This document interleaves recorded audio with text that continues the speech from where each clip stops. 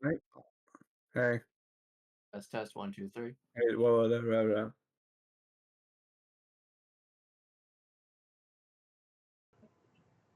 Testing alphabet spaghetti, mom's Alright. spaghetti, soup, something else that Eminem ever said. Okay. On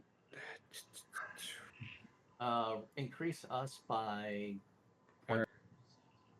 20%. Jesus, man. Okay, how's that? about 5%. About And 5%. alpha gain is fine. Gain. Alright, gain's fine. I'm putting noise suppression on. I'm trying to get everything good. Because I don't want anyone hearing anyone.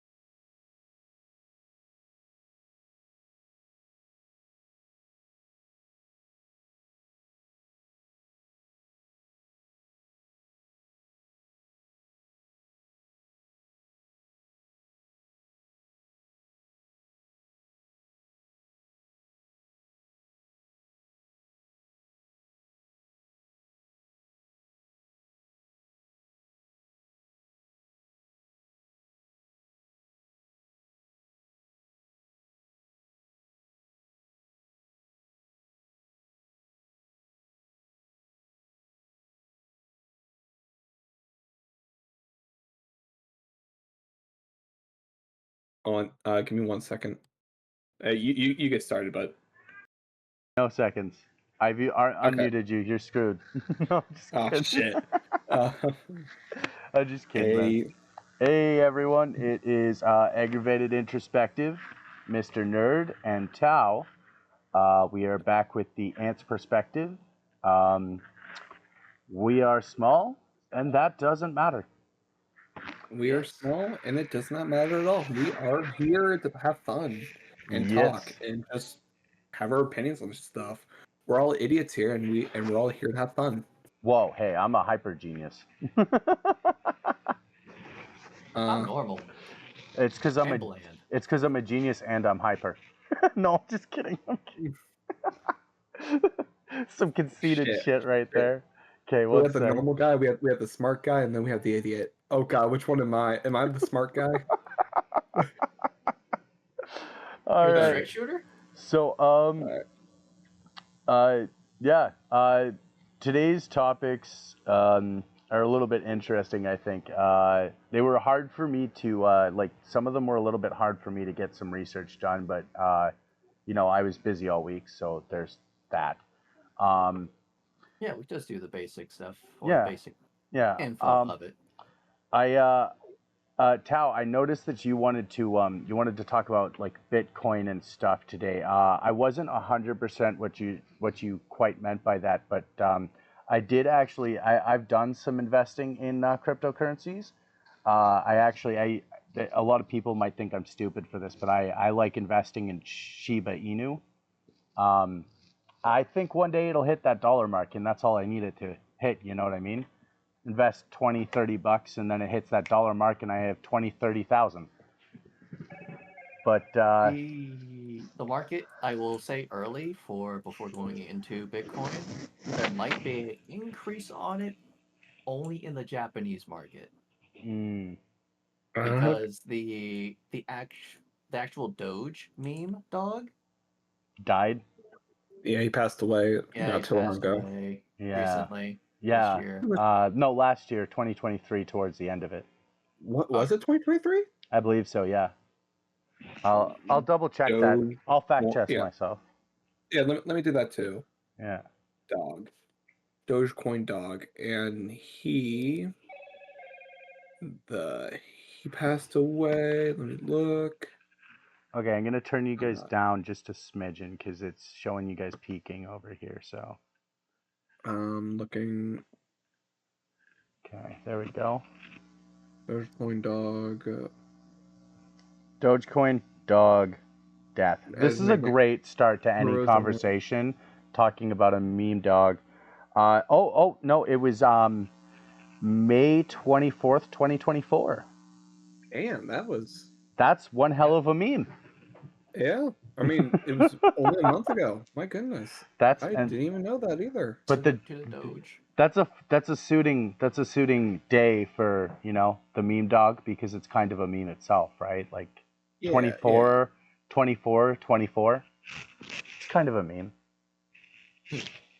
But That is anyways, 5/24, 2024. Yeah. Yeah, yeah. but at least people know the meme, and at least hopefully with leading knowledge of, or like bypassing of the word Bitcoin Mm-hmm. because of that meme. That goes into this. Bitcoin is, to the most very TLDR way, a decentralized, meaning it's one solid unit. It has no transfer rate like dollars to Canadian dollars to Japanese yen, etc. It is just one solid value for itself across the whole world. Okay. And It is it. if I'm correct, because I'm one of the idiots that invest, so I think I have the right to say this.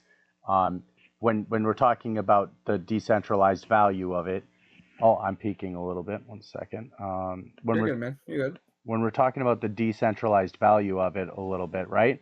We're talking about the value that the idiots like me have invested into it in order to create its own monetary value, correct?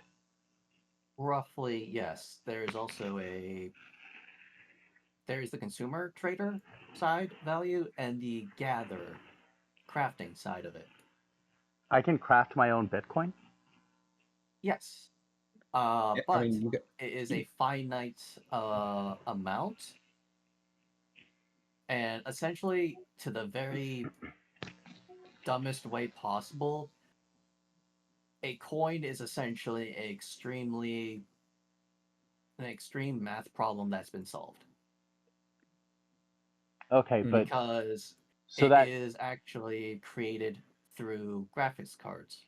okay, so what you're saying is stay in school, kids, because one day that stupid algebra question you could never solve is going to be worth $48,000 or per answer. Not exactly, but it's more computer talk of just codes in a very complex way that has value. Okay, okay, yeah. Sorry, one. someone needed to claim the idiocy chair there, and I thought I was the perfect guy for it. Yeah, it's like Um, it's the one true currency that we should so all invest in. to those Everyone now, who, invest all your money into Bitcoin. Go, go, go, oh, go. please don't. I'm going I into the timeline for it to I don't as well as part of my discussion. I And while don't you're investing into Bitcoin, investing GamerStop stock. I don't know Do if I that too. fully No, no, I don't fully agree with any of that statement whatsoever. I think if we're going to invest in our dollar value into some sort of random bullshit, it should be bottle caps, specifically Coca-Cola bottle caps from the 1980s. If you've ever watched Fallout, they will be very valuable in the future. Actually, you know I what? don't No, no, no. remember. We. I'll have. By the way, have you guys ever made Nuka Cola before? I have not, but I've seen a dude, the I official dude, who got sponsored to do it for the show. And I think I haven't watched the video. We'll probably link it later for the podcast people listening, you know what's or those later. you know what's But crazy is like I live in that's something Canada. I watch later. I live in Canada, and you would not believe how hard it is to get your hands on uranium in this country. Oh man, really hard to like give something nuclear power if you can't get the stuff that creates nuclear power. You know? Re- But really, really, we get this here in America all the time. It's like at your local dollar store. Oh boy. All right, back on track. Yeah, Back yeah. on track. Back Sorry, on track. sorry. You were explaining what Bitcoin was for the dumb ones of Yes. us. So Yes. my topic here is I'm gonna go backwards and technology over the course of the years. For the first decade to second decade of 2020 to 2010, roughly. So let's go with Okay. Bitcoin now. Wait, is 2010 the year that Bitcoin came out? Uh, Roughly, it's early I thought concept. it was like I thought the concept I thought it was out in It like was much earlier 2008. than that. Yeah, I think it was It was much earlier 2008, than right? that. It's the efficiency of mining it is the Yeah. issue. Oh, okay. Because I remember you used to be able to go online, and I did this when I was a kid, and they considered mining to be you would go on this one website, and then they would just ask you stupid questions, and you would like answer them, and then they would give you, which was part of my joke with that one algebra question from that you could never solve in like school might get you money because back then that's how you actually did get bitcoins for free was they would Oh yeah. yeah and I remember when I was a kid or whatever I built myself a small wallet of them and put them on a thumb drive not having any idea what they were and then when they finally actually had value to them and stuff I went back and I looked for that thumb drive and it's You gone. tried it? It was no Damn. it's destroyed. No. Yeah, so Damn. yeah, Age value. what I know I could have been a millionaire right now. Yeah. Oh. Oh You know yeah. the worst. You know the worst part is back then it wasn't even worth a cent. It was like 0.00000 repeating 9 cents. Actually, yeah, it Yeah. might not even have any value because of the speed that could be done now. But anyways, I'm gonna go. We have the basic understanding of what Bitcoin is. What I'm gonna go to is the effect it had on a very specific community.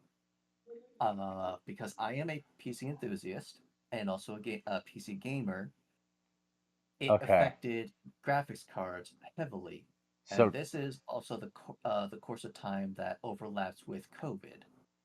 okay. So we're talking about like China then. Partially, yes. Okay. Yeah, because I was reading something I was trying to do some research on this because I understand jack shit about it, and it was talking about like China developed a way to turn, and you mentioned graphic cards earlier. They found a way to turn graphic cards into data miners and Bitcoin miners and AI Exactly. to like create a random profit for their government out of nothing. Exactly. Mm-hmm. That's It got insane. so bad to where, on the consumer side, the normal PC people, me, gamers, Mm-hmm. um, I was working in a tech uh, retailer at the time for about a good, like, say, 3 years, and I was on the tech department. I'm making it very vague so you don't know who I work for, so I don't get in trouble. Got it. So Uh, you work for Tesla. God, I wish. SpaceX. Yeah, we don't But want to piss off anyways, Mr. Musk. No, just He'll kidding. ban you off Twitter. He'll ban you off what's Twitter. Twitter? Oh yeah. Oh wait. I mean, yeah. It's my new. It's gonna be my new platform. Since the Twitter domain is up for grabs. Apparently, I'm gonna see if I can buy the name and make a new social media app with it. Oh Okay, boy. just It's if gonna you be like But OnlyFans, but it's gonna be called Twitter. oh god. use Anyways, cryptocurrencies, only cryptocurrencies. Exactly. please no. Anyways, going back to it, over the course of the discovery and usage of graphics cards being turned into Bitcoin mining, it Mm-hmm. actually broke the market for it. It caused for those who know what supply and demand is for the economy, it jacked up the prices for graphics cards and increased the want and demand for it. Okay. So it was a backlash against the gamers of PCs. So where a normal, like very good graphics cards of $800 like would get you like the near top tier for gaming for that generation went up to 1200, 1600, like doubling its market value because of that. Hmm. And it got so bad to where retailers couldn't put it on the shelves anymore. It was always out of stock on like your normal online markets like Amazon, Newegg, etc. You had to be put on a wait list, and even the manufacturers themselves actually had to put a verification wait list for you to apply for to even get one. Hmm. It got it got so bad to even supply just the card itself because businesses and these investors were like uh, behind behind people's backs, going straight to the business manufacturer themselves, like ponying up a lot of money just to get, hey, I'll pay you extra if you give me a bulk of that, just for their Bitcoin farms. Oh, well, I mean, And that's like any other corporation, though. That's just what they yeah, do. so gamers were, very pissed. Mm-hmm. And but the end result, thankfully, was because the huge um, speed that it was actually hurting the Bitcoin market so bad to where the values of the coins Became were affordable. so sporadic and affordable, yes. Because though the miners were actually selling them because of the huge popularity of them and the trend. Those are the two things, Hmm. popularity and trend.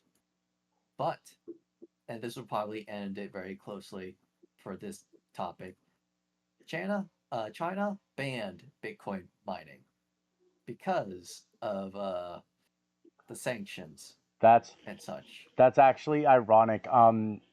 Russia did that too, actually. But I was going to say that's kind of ironic that they banned Bitcoin mining when their government actually does that Yep, as a source of income. I think that's yep. hilarious. Or at I least mean, I think that's speculative, I and don't I don't. know. I just realized I don't actually have the page that was talking about that. So that's speculative, and I could be wrong, or I could be. Yeah, But this is all loose knowledge as allegedly, a allegedly, TLDR and yeah, disclaimer.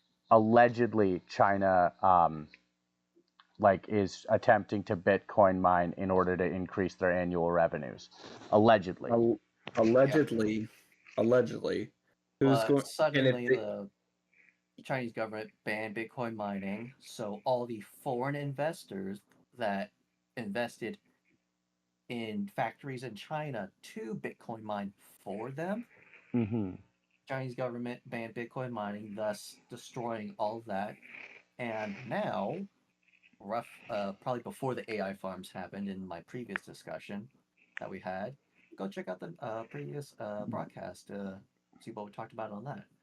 Yeah. Well, but we can't actually, unless Nerd uploaded the VOD somewhere because I wasn't able to. I When we're was done not. editing it With and uploading, well, I mean, I could probably find the VOD. Like, it's still on my Twitch channel. Okay. but So give me a little bit. I All could right. yeah, download the VOD and just like not upload it on immediately right YouTube. now, Like, but I just know, as I know, a but whenever I just to have plug time, I can just people. Yeah. yeah, I can Yeah. just upload it on YouTube or somewhere, and you can just download it. I'm helping advertise, guys. Hey, listen. I like the idea of the long lost first episode. Let's just leave it lost. And That's yeah, that's fair. you It's a missed it. myth. You We don't missed know it. You about it. missed it. Yeah, we started on episode 2. Fuck you guys. Yeah, we're ants. We don't know what the fuck we're doing, man. Yeah. Oh yeah, It was our Well, first we're still starting podcast. out, man. yeah. Yeah, This is we're new. We're fuck ups. But That's the whole point of this. before the AI farms happened, the you could literally like a food stall, like in an Asian market, to where everything is just like put out, like you can just grab it, etc. yeah. That's how overstocked graphics cards became That's insane. because of that. And the market value of graphics cards dropped tremendously. So PC gamers rejoiced, but there was a big stigma to it. So what you're talking about here is Was the graphics card used that you bought it that you bought or refurbished from Bitcoin mining. Okay, but what I'm talking about here is I also got to ask a second question after this. But Yes. so what you're talking about is like the AI development for computer graphics chips create or for mining like Bitcoin and stuff caused a shortage in stock, but then caused an explosion of overstock when Bitcoin mining got banned. Correct. Huh. Okay. And And then wait. then it turned into AI farming. Okay. Okay. And then is that does that mean that? And this is going to sound stupid, and I hope we don't have too many viewers watching this, but does that mean that the two topics you sent me are actually the same topic? I'm so confused now. I'm going backwards in time. Oh, okay. Yeah, I'm sorry. Just So continue. Don't let me It's distract you anymore. they're basically coinciding, like they're very related to each other. yes, Okay, they're yeah, they coincide. extremely related to each other. Yeah. I'm just Okay. going backwards in the timeline. I am so sorry. Let's edit that out post crop. No, You know, no. edit and post. This we believe in honesty here, and we believe in unfiltering everything. Wow, If I say something are stupid, you using it my stays on. are you using my words from last week against me? Yes. Okay. Let's get If- Tao back on track here. Okay, I mean, so I'm just saying, if you say something stupid, we keep it in. If I say something stupid, we keep it in. If Tao says something stupid, we edit it out because I don't want China to be offended. yes, no, that's true. We don't want China to be offended, but again, If I they come said after me, they see who I am and just like, oh, China. I just want to he's one clarify. bus. China, I just want to clarify. I said allegedly. I corrected myself because I lost the article, but there was something about it. You should look Allegedly, for it. Get mad at the article. it's all this whole thing's Blame that journalist speculative. who wrote it. Even the facts are speculative. None of it's true. It's the whole perspective. Wow, It's gone. way to destroy the episode or the podcast in the first half hour of the second episode. Now we're Okay. fine. No, but seriously, back to Tao's topic. I'm sorry. Yeah. This was But just too So I funny. think yeah, you were that's talking about how- 28, or I think you were talking about 2018 or something. Yeah, you're going back to the timeline. Yeah, Timeline? going back down time. So Okay. roughly, this was all roughly about. That's when the market roughly was affected for the graphics cards and the Bitcoin mining. Mm-hmm. Roughly, from my experience, about 2015 when it kicked off to roughly, I'd probably say 2019 is finally when it roughly got banned or was considered. I know it happened during COVID. Let's just put it Okay. that way. Okay. Yeah. But that's why I believe it died during COVID because of pandemic. People had other things to worry about rather than this, so I kind of lost the tracking of time for that. But I definitely know it was during that time. Okay. And so what you're saying is there was an overstock of CPU chips because they were basically confiscated and redistributed over them not being allowed to use them for mining for Bitcoin anymore. And then we got to a GPUs, yeah. point, where they started using that stock for AI and stuff, AI development and stuff, right? Correct. Okay. That's the current buzzword from the lost So episode then, of the previous lost episode. okay, so then what else in the timeline are we like talking about here? Because Bitcoin, well, not just Bitcoin itself, cryptocurrencies of all types, they've been going through a lot of So ups and downs over the past years. I've been investing think of it for as about 5 stocks. years. Think of it as like all these companies that list themselves out to sell as stocks. Think of Okay. the concept exactly like that, but except for the growth of that name or company in relations to comparing to that specific type of Bitcoin, like Dogecoin, regular Bitcoin. There are subcategories of each one because of certain graphics cards that mine or different equations that have value. From there, the market became so flooded with it that there's no central name for Okay. Bitcoin. That's Okay. where it got so jumbled to a point where there are so many to invest in that the value became so chaotic that some companies had to create their standardized central Bitcoin to keep it stable. And Okay. that's where it becomes, yes, Bitcoin is decentralized from the international value, but because of how the economy works and from, you know, current experiences of what the stock market is and how that functions, we now have given a decentralized uh, value to Bitcoin, actual standardized centralized value to Bitcoin. Okay. So it reverse killed itself. And I am gonna pretend that I know what any of that meant, other than the part where a coin committed seppuku. Um, So a coin that has like international value, like yeah. that, is equal to that much. Nothing else. No way of exchanging it to Okay. another country's So value. It is that value. how would a cryptocurrency tie itself to a specific currency value, like like SHIB? Like if SHIB were to tie itself to the yen value amount, right? Like how would it go about any of that process? How does like I thought all So cryptocurrencies were born decentralized and stayed decentralized. I didn't know that they could factor themselves into an existing they are. economy. They are. But because this is all digital currency, let's just split our real money, put that off to the side, Okay. and only look at the bitcoins themselves.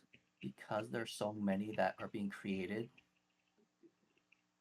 now, because there's so many in circulation, meaning and being created, one must be picked to be the main value, and all others have to then match that value in some amount. Okay. Well, I mean, yeah, I guess that's kind of right, because bitcoins did used to have individual value amounts way back in the beginning of their day, but even now they just base value off of one central amount for all of them. So like Bitcoin is worth $48,000, and this is at the last time I looked specifically at Bitcoin, which was a long time ago, Yeah, long time ago. It was at $48,000, like maybe a couple years. Um, because we need something to but compare it to yeah, give it value. so at We at that relate it back time, to the physical dollar amount, yeah, at thus that giving it comparable value. yeah, so at that time it was, and then Shib Inu, I've been keeping track of them a little bit. I believe their value amount right now is 1/2000th of a cent, I think, or no, one 10,000th of a cent, or 2/10,000ths of a cent. Sorry, right now I think is around their like median, and it averages between that and 5/1000th or 10,000ths of a cent. Um, and like, but that's per coin, right? Yeah, Can, so you're gonna need a lot of that to get some value of it. yeah, exactly. But that's what I mean, and that's why like I was investing in that one specifically, is because I believe, I throw $50 in there here and there. Maybe one day that, or that 20 bucks I threw in there that one day, maybe that turns into 20,000 if it ever hits a dollar, you know. Oh yeah. Yeah. But no, I don't know. Yeah, I It's just just like I couldn't see like the part I was confused on is I just couldn't see a currency like that, conforming to a specific value dollar, or even a government allowing it as its own currency, because like even American to USD, like we run on a standard 1.32 ratio, or like 1.32 to $1 ratio, right? Like $1.32 Canadian is $1 American. Yeah. yeah, ours is Yeah, very close to each other, yeah. thankfully. Well, that's not Very, very close very at all. close. Yeah. That's not very close at all if you think about it. Honest to God, guys, there's a Compared to other huge difference. countries is what I refer to. I I'm, guess I'm I guess it's small in a sense, Like, but it's actually a huge difference when you get down to it. Because then you're thinking about like $1 million, right? 1 million USD is 1,320,000 in the Canadian. larger value, yes. Yeah, and yeah. yeah, But yeah. to the 1-to-1 ratio, We it's have it's yeah. smaller Yeah, well, we have a larger between the two. Yeah, we have a larger devaluation too. So it's not a very stable. That's just kind of an average that we're looking Yeah, at. 1.28 to 1.32. it Um, roughly means like our market economy between the two countries are yeah, close and similar, yeah, so it yeah. doesn't inflate or deflate between trades and consumer But products. after what you were saying there, I'm just trying to think like, is it comparative to like merging the Canadian and US dollar? Is that, like Canada and America would never merge their dollar. So No, merging Bitcoin to the American dollar, especially since Bitcoin is worth so much more. Um, but like merging merging the two of them, that would be a little bit ridiculous. I don't see a country ever doing that. it wouldn't because it is, yes, it's decentralized, so it's international one set value. The issue is the accessibility to the consumer to purchase their purchase Okay. power with it. Okay, That's the so issue. so when you're saying centralization, you're not talking about economic centralization with a specific country's corporation. You're just talking about centralization within its own corporation. Roughly, yeah. Okay, okay. I just It's wanted not to. big enough to be where you can actually see the number in your bank account type and spend it easily to any like public gas station like that. No, it's not to that level of acceptance. Well, actually, in Canada, it is at that acceptance rate. We have Bitcoin ATMs, and we are allowed to use Bitcoins in some stores, and certain cryptocurrencies actually have their own restaurants in our country where you can use their cryptocurrency as like fluid cash there instead of using your own bank's money. Um, so like that is a thing that's happening. It's just we aren't allowing them to conform to our dollar exactly. Like they're not allowed to like merge their value to our value. You know what I mean? They just have Yeah, to they have to it's kept base separate. yeah, they have to base their value off our economical system in the sense that we need to know comparatively how much this amount of Bitcoin is in comparison to CAD or Canadian dollars. Exactly. Yeah. Okay, okay. But yeah, that's roughly the whole. Let's just make it similar to like the stock market, like battle of value with Bitcoin. So for those who plan on investing, be careful, do your research, and I can't tell you how the market's gonna go, Nobody can, but except for it's going to. There has been some predictable. I can say this. There's been some predictable movements within the cryptocurrencies of recent.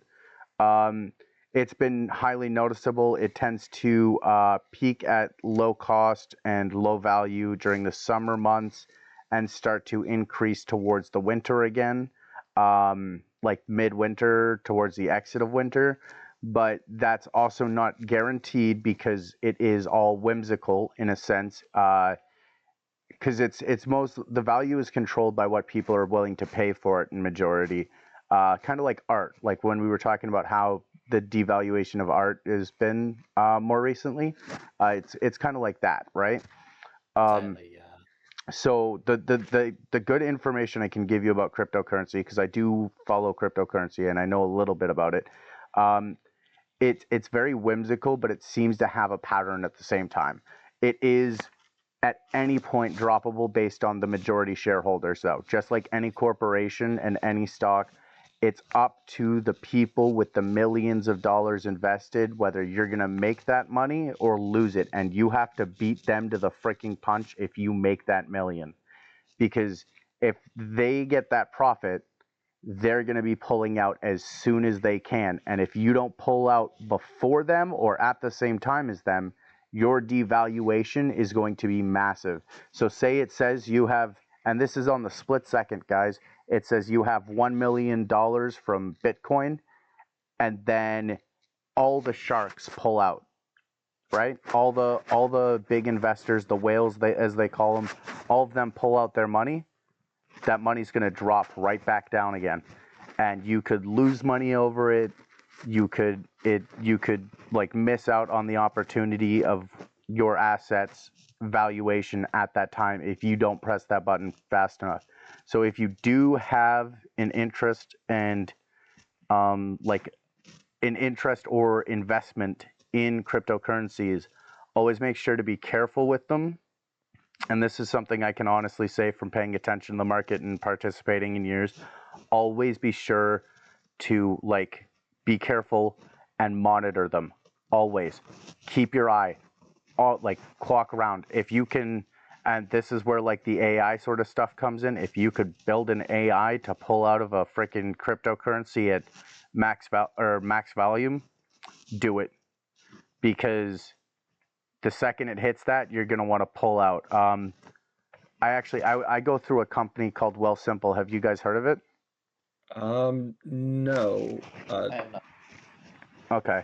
Well, Wealthsimple actually does allow you to pull out based on valuation. So you can say withdraw this amount when the valuation hits this amount, and you might, or the program will run it for you and do it for you, and that will like protect your assets as closely as possible, because there will still be fees when you pull out that money and transfer it into a cash account. There will still be fees here and there, and you have to pay taxes on cryptocurrencies as well. Don't let anybody fool you on that. You have to pay your taxes on cryptocurrencies. But if you hit that million and you have that valuation in there, you're set. It'll pull out the money for you, and you'll be good as gold. But rich people and the whales in the system also already know about all of this and have already pre-set up their pulls and their punches for this market. So best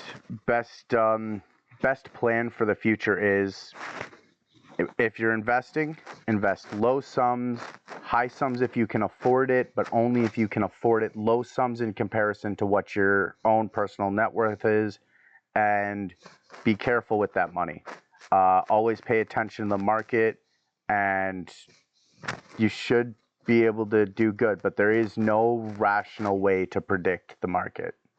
So Yeah, with how Bitcoin is nowadays, it just kind of reminds me of our current housing market right now.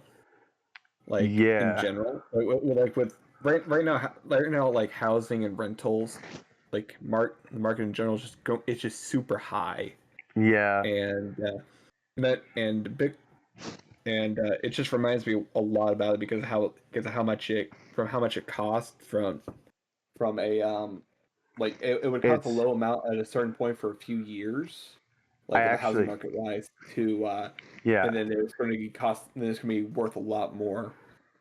You were saying, I'm sorry, I interrupted Oh you. no, it's all good. I have a lot to talk about on the market as well. But I was thinking we could tie in like the shortages of we were kind of talking about COVID a little bit earlier, and I was thinking we could talk about the shortages on the market for like tech supplies and stuff, because that's been kind of like rough, right? Like that's since COVID, it's been kind of rough. Oh yeah.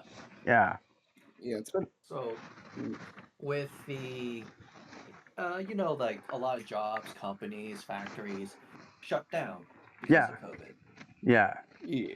So the major hit was, of course, in the eastern countries, where most investors put their companies and investments to produce things. And that's Yes. where most of, quote, made in China, made in Taiwan, etc., is where our stuff comes from. Now, with everyone going home, stuck at home, and have turned into, okay, what the hell do we do while we're stuck at home? Oh, let's stream, let's watch stuff. through like Netflix, Hulu, etc. Mm-hmm. So online traffic exploded tremendously. How's online traffic handled? Through servers. So if like a website is overloaded with people, the website like slows really bad. Yeah, yeah. So like, So the and that, companies need more yeah.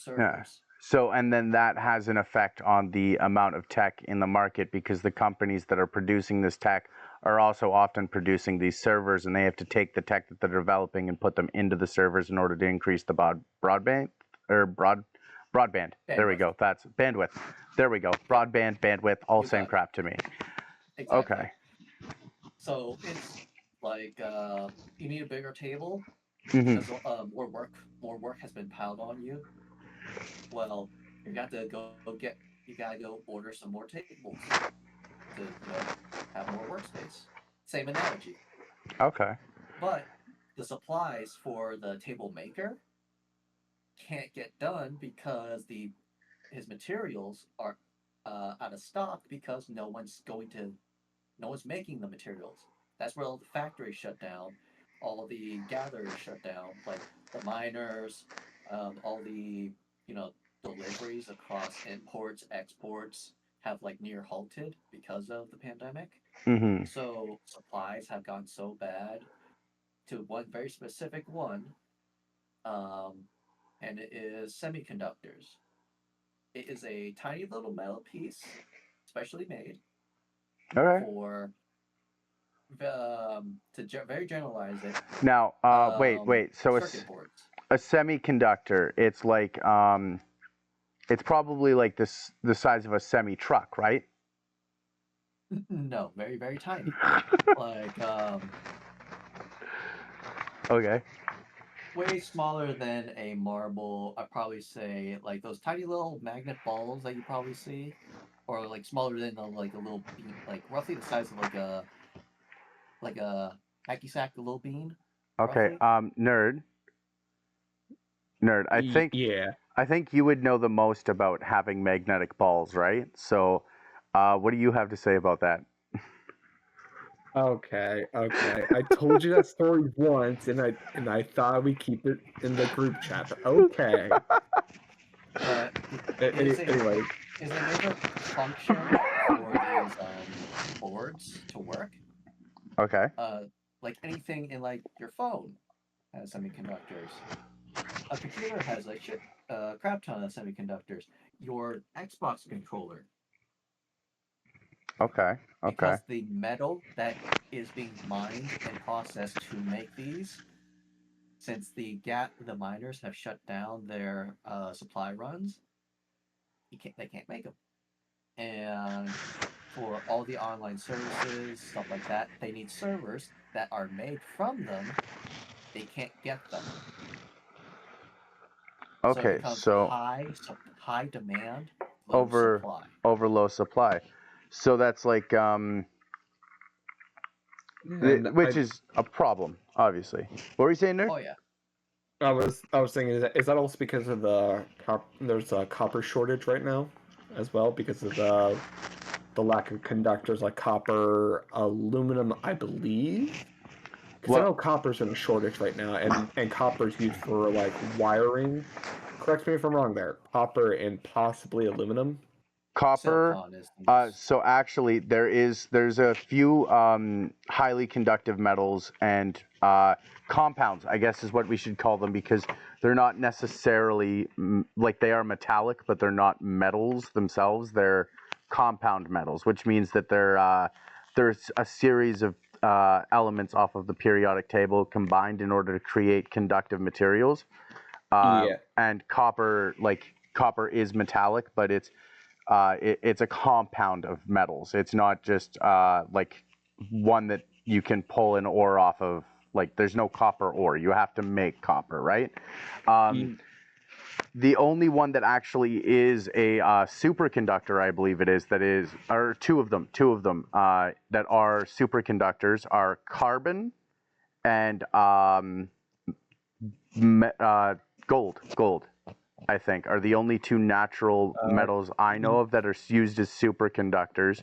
Um, Um, the gold is a very good conductor. That's actually yes. kind of why they use gold in. They actually made an entire I think laser disc or something. It was something. Yeah. It was basically they basically made a laser disc out of gold, and because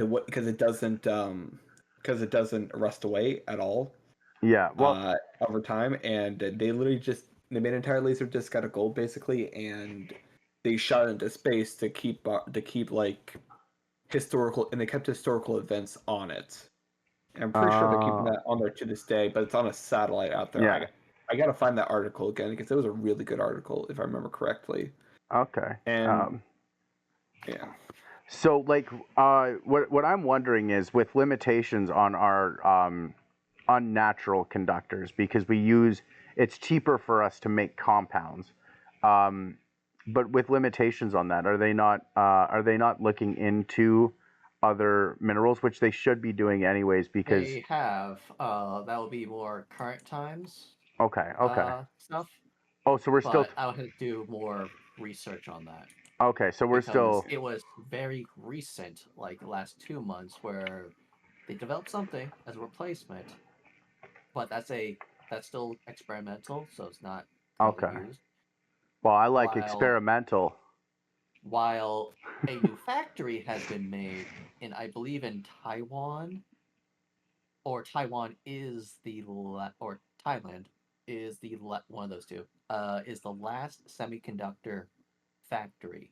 Interesting fact: there are over 30 million people in Thailand. It was funny when Zach Galifianakis said it. Okay. okay, You but guys haven't seen The Hangover? no, I've never seen it. It's been so long.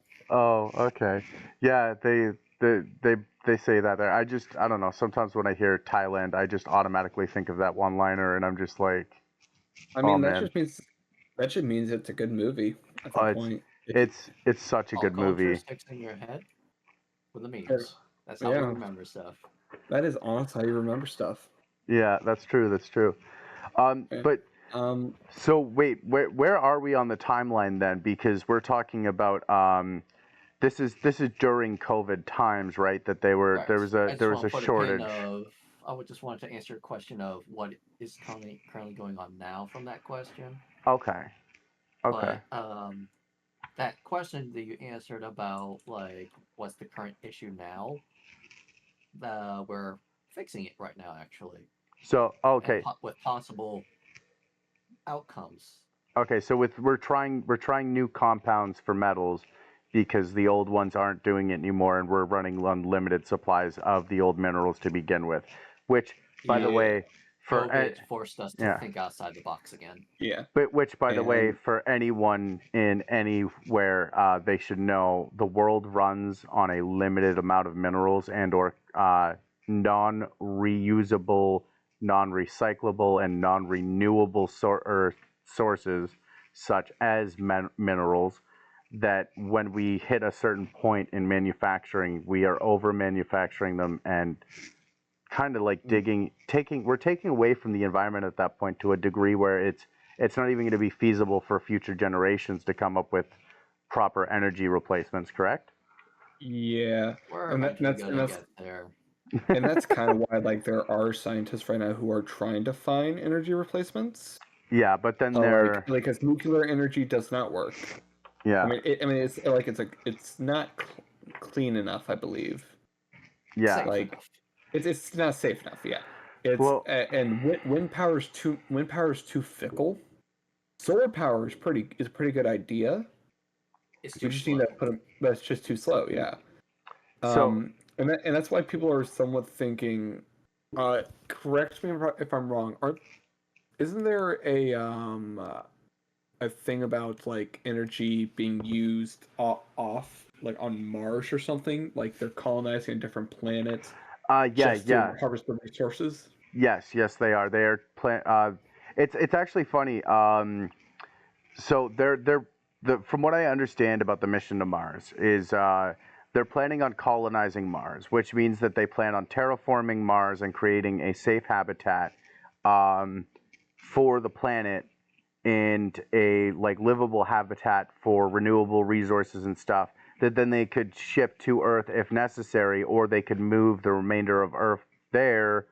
And of course, we all know this part of the theory. It would only be a certain amount of people that would be moving there to colonize and start a new world, while we would be left to, destroy ourselves on this planet. But And that's when we make giant robots, we pilot them, and we fight each other. Gundam. well, I mean, might as well. or We'd be we bored might otherwise. it's good, or we're going to end up in a Warhammer timeline where Yeah. Martians exist and we're fighting non-humans. And that's Or Funny. we get Funny. homeborn based, and we are the real Earthlings, and the people of Mars are Martians. Funny, you guys are talking about Martians right now, actually, because what I was going to say is, I don't know if you guys know anything about Mesopotamian knowledge, but their belief was that they were put, or sorry, like the Mesopotamian mythologies and stuff. Their belief was that we were put on this planet to terraform it and protect the species that were developing and the world developing around it, right?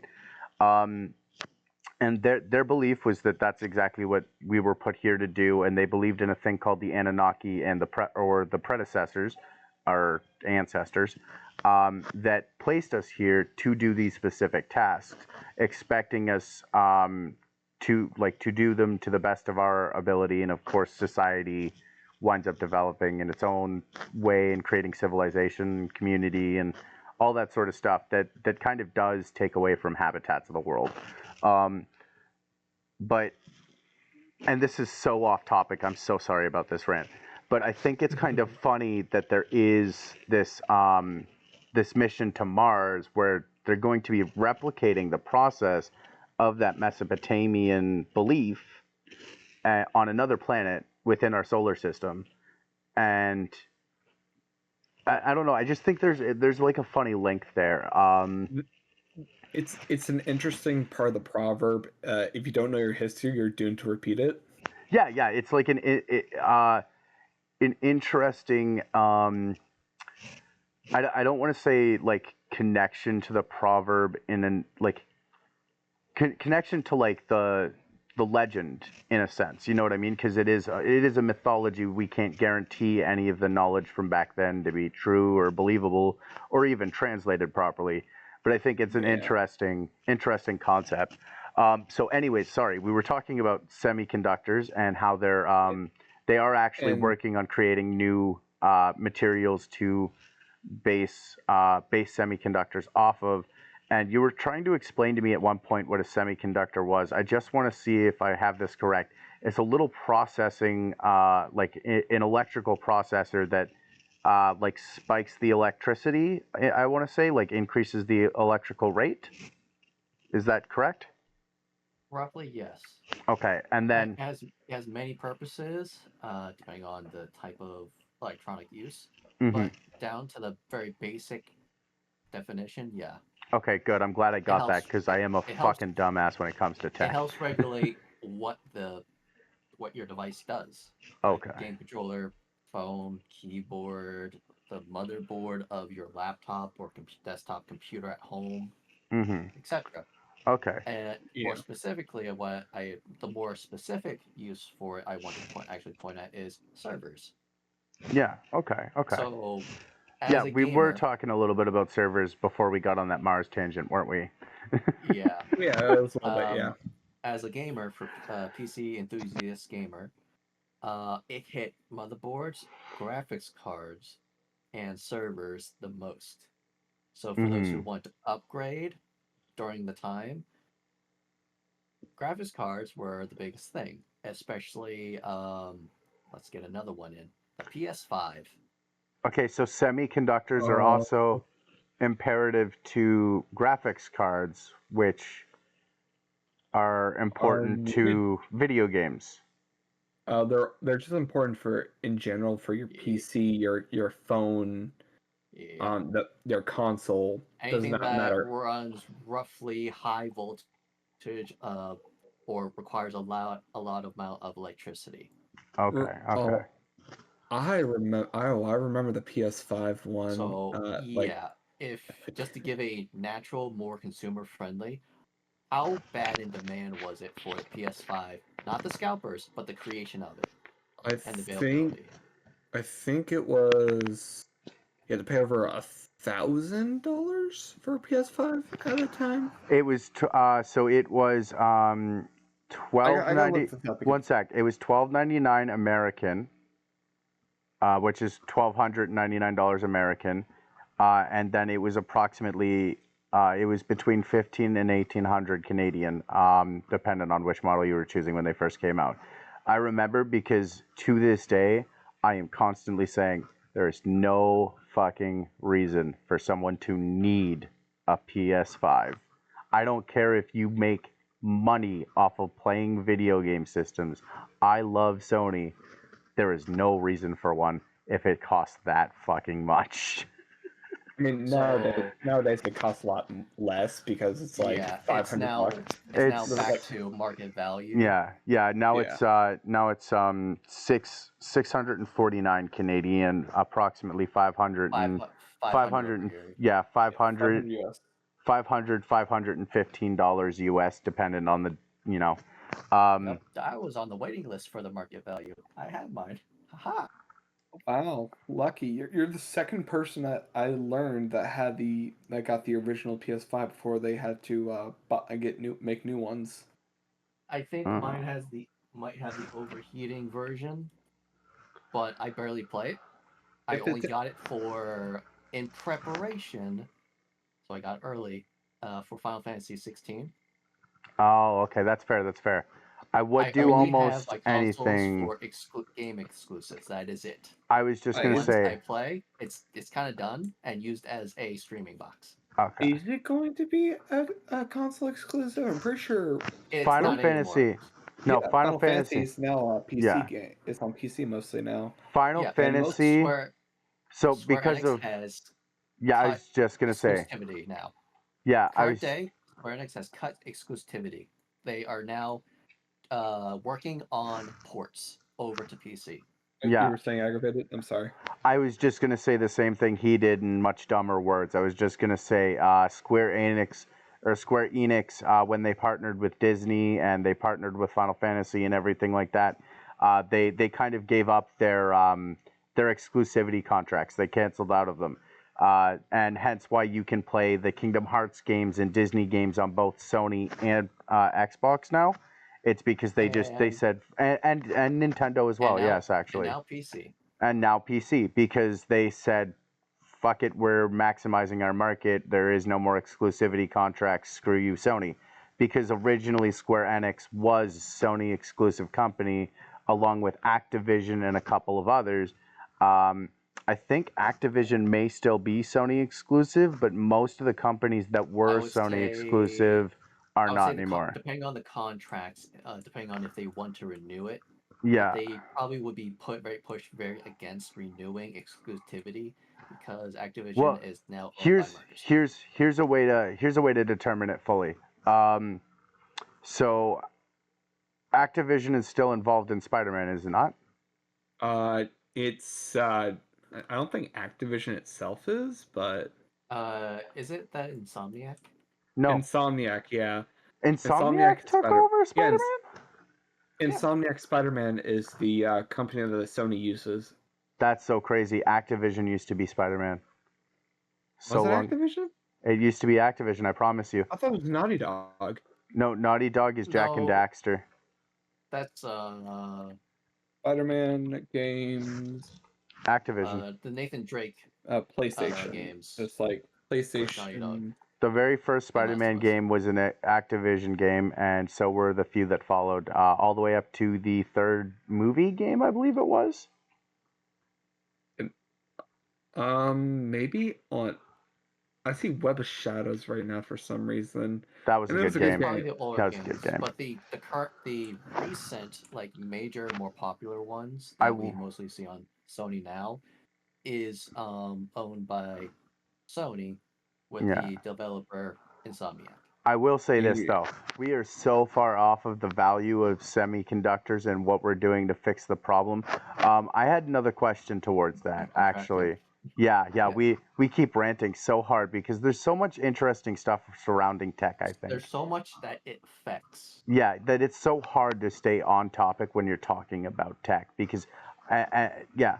But anyways, with the shortage of the tech supply that we're still facing, and yes, you said they are working on fixing it, and ironically, through something that I had literally come up with off the top of my head, you said they are working on new elements to, like new compounds to create easier methods of distributing or creation and distribution. Um, but what about on the consumer side? Because I was thinking a lot of people will have like there's a group you like to call yourself tech collector, right? And that group of people that are Yes. tech collectors and stuff, they're high consumers of a large amount of tech that they don't necessarily actually frequent. So like people who own like 4 PlayStations, 2 Xboxes, and 28 phones, and then they only use the one phone and play a PlayStation on the weekend. Um, and I was thinking if we could recycle, like we could recycle incentive that, meaning if you because you can melt down oxidized compounds to clear the oxidization and then rebuild them, right? We could recycle them. Like if you had 5 PlayStation 5s for no reason, you could bring in 4 of your PlayStation 5s. They'd give you $200 each for the raw materials out of them, and then they could make 5 more PlayStations out of those, or almost maybe 4 out of, or no, three So out of four. 3 out of 4 would be like remakeable because you lose about 20% off the top when you're recycling metals and stuff. But they could set up a recycling incentive for tech collectors who have too much. They're hoarding their tech, and all these semiconductors are getting rusted and there's stuff that they don't touch and stuff. They could set up an incentive for that, right? And uh, and then there's no incentive. Sadly, it is just plain electronic recycling. yes, So yes, it's just mass gathering. yeah, and then That's that roughly it, except for phones yeah. Well, specifically. phones do have a specific recycling of their own, and you can also I know this is true with both batteries and phones. You can recycle your phone for credit, or and same with your batteries. Like say you have a car battery, you bring that car battery into a crappy tire, and that crappy tire will give you a $40 discount on your next battery, or they will just give you $40 for the battery. You bring your phone into, and I want to say Future Shop, but it doesn't exist anymore, right? You bring your phone into Future Shop, and they give you a discount on your next phone, right? Roughly, yes. I will say this from working in a phone company store. I won't say which. That uh, you heard of like say this is not specific to who I worked for, like T-Mobile, AT&T, Verizon, the big boys. Elon Musk, Ryan Reynolds. Yep. Yeah, with That they have Mint trade-in Mobile. programs for lower the cost of your next phone. It's because of the international. I don't know what specific or what specific. I'll have to look it up. It is actually a international law for travel for electronics from Europe or the UK. Don't know which one, but I know it's there. They said that all phones later in the future by roughly 2026, 27, all batteries in laptops, phones, and tablets must be replaceable. And it must be uh, able for the consumer to self repair or self replace, That's meaning the so ease funny. of. Did you know that that actually was a law in Canada up until more recently, partially because of the way that Canada and America interact with their social politics and their legalities. Did But not know that. that yeah, that actually used to be a law that batteries be replaceable. But then there was an argument that it wasn't safe for people to be removing batteries because they could explode. They're very dangerous. They're very toxic. So they overturned the law. But then there's also been debate about doing it again because, I have like 3 phones, and if the battery explodes in them while I'm holding them, it's still dangerous for me. It's no less dangerous than if I were trying to take it out. And I can't remove a battery when it's worn They're its grade. having inside knowledge from working in a phone retailer. That's what's going to happen in the future. Okay. We're bringing self repair back. So aside from the dangers of handling a battery, don't pop one open. They're self encased purposely, and in a Yes. way for you to safely, with a little tab or a little fingernail pop out, to safely take it out. Mm-hmm. Um, So, but at the same time, that law is also for the companies who make them, Apple, Samsung, etc., the big names, yeah. to they are responsible and must put in some form of incentive program or trade-in, whatever, Yeah. to receive at least somewhere in the high 60% to recycle all their parts. Yeah. And this is important too, I think I should mention. I think it's incredibly important that they incentivize the consumer to recycle. First of all, if you're going to take my phone that I spent $1,000 on, and my phone isn't actually worth $1,000, but you know what I mean? Um, if I spent $1,000 on a phone and then it breaks and I can no longer use it and I can't repair it without paying another $1,000 because phone repairs are ridiculous these days. Um, Exactly. and then Yeah. but then you want me to give it back to the corporations for free to recycle. You know what I mean? They should be incentivizing recycling for the consumer. There should be legally mandated, I feel, incentives for consumers, whether it be credit towards a store if you return it and the store returns the product to the original maker and then they can recycle it themselves, or the store recycles it and then it returns to the maker so that they can recycle the products, that sort of stuff. But I think recycling Oh, in, I have an answer incentive to that. recycling incentivizing for the consumer, I think, would be an important way for us to rationally work on our limited supplies and materials issue when it comes to hi Hank, sorry, my cat's cuddling me. um, I think it would be important to like giving people a rational like reason to recycle these products and get them back into circulation so that we're not hoarding all this at some points even useless technology that won't be reused, so that we can continue the progression of technology throughout the ages, right? And preserve our ability to distribute So technology as well. yes, but the incentive is crap. That's the issue. Oh, no, no, that's what I mean. That's what I'm saying is like my solution, like my thought on a solution would be either people need to stop buying less tech that they don't need and only focus on what they do need, and then people also or the corporations that are selling this tech and so on and so forth need to incentivize return value, because if they don't do that, and yes, the incentives currently for the few things that they do allow that for, like those incentives suck. But there should be recycling incentives for the public for even bringing back a VHS or like recycling a VHS. That should be that's got all the materials for a DVD player or any other piece of tech that they can make from it, and those things sit and rust and go to crap until they can't even exist anymore because nobody wants to give them up because they look cool. So what I'm getting at is like they need to incentivize and they need to do it properly. Yeah, That would, the incentives, and I've seen the contracts, and I constantly print them out for those who trade in their phones for the new phones. yeah. When we get the phones and ship them out, they actually go back to a distribution Hmm.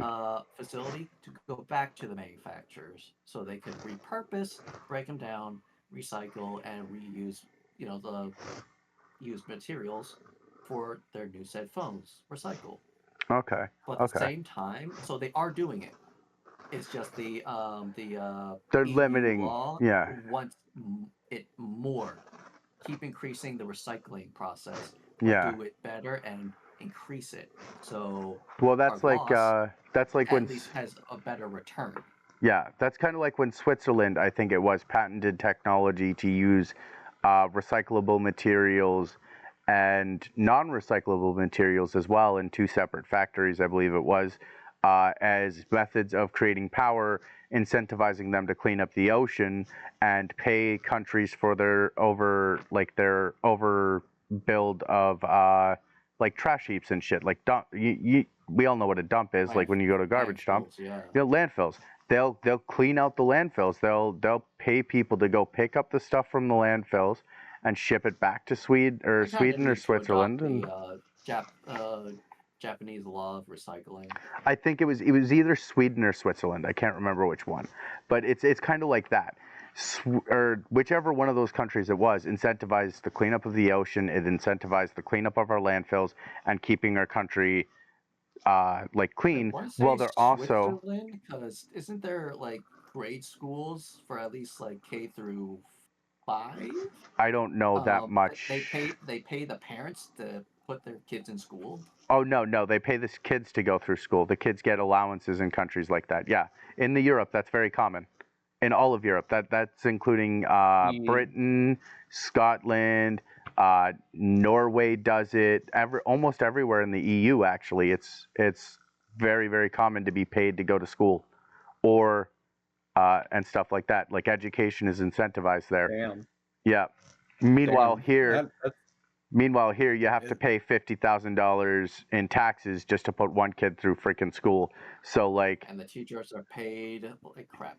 yeah, and, exactly. and that I mean, it also depends on the state too, because some teachers, like when they have at least 10 years under their belt, have at least 60,000, and that's for 9 months out of the year. Hmm.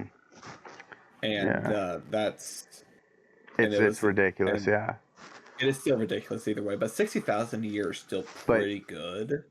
It's But decent, yeah, but it's but like, do I want to put up with little kids constantly? yeah, that's but that's why I'd rather go. Consumers. That's why I'd rather go with high school. If I were, whenever I wanted to be a teacher at one point, because like the pay sucked, but also you get a lot of benefits throughout, like sometimes through the years. Oh yeah, you well, get a lot of Like, benefits. yeah, you get some pretty good benefits. But I was like, I don't want to deal with kids, even high schoolers. Like even when I was in high school, I fucking hated it. It I was was an like, ass in high school, so yeah. oh, I loved high no, school. I was a straight up I just jackass. And everybody fucking knew me, and I just loved it.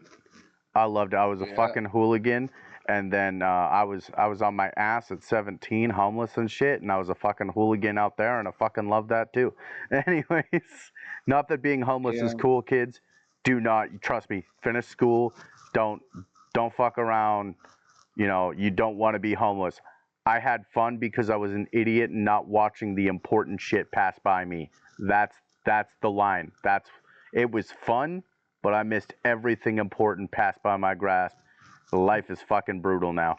Um, yeah, yeah. It's education is very important, but within hmm Oh yeah. but only whenever you But choose to apply but yourself to it. yeah. But back on topic here, what I was trying to say about Sweden is Sweden and like the they or I think it's Sweden. But anyways, they incentivize the cleanup of the entire planet so that they could use it as renewable energy source at the same time as recycling materials. So basically, what they're doing is they're taking like our cans and shit from the ocean, and then they're turning them back into cans and using the process of turning them back into cans in order to create energy for their own country at the same time, which is amazing. And Oh yeah. that's that's a crazy incentive right there. And I think that that's the sort of incentives that we should be looking at when it comes to the development of new technology and the development of like we should be incentivizing that, but there should also be a financial factor in all returns of technological advancements, because people pay a lot of money to keep up with technology, which is important to society in these days and ages. And I think I'm pretty sure it was Switzerland. It's one of the About the two. yeah, Yeah, I think it's Switzerland because yeah.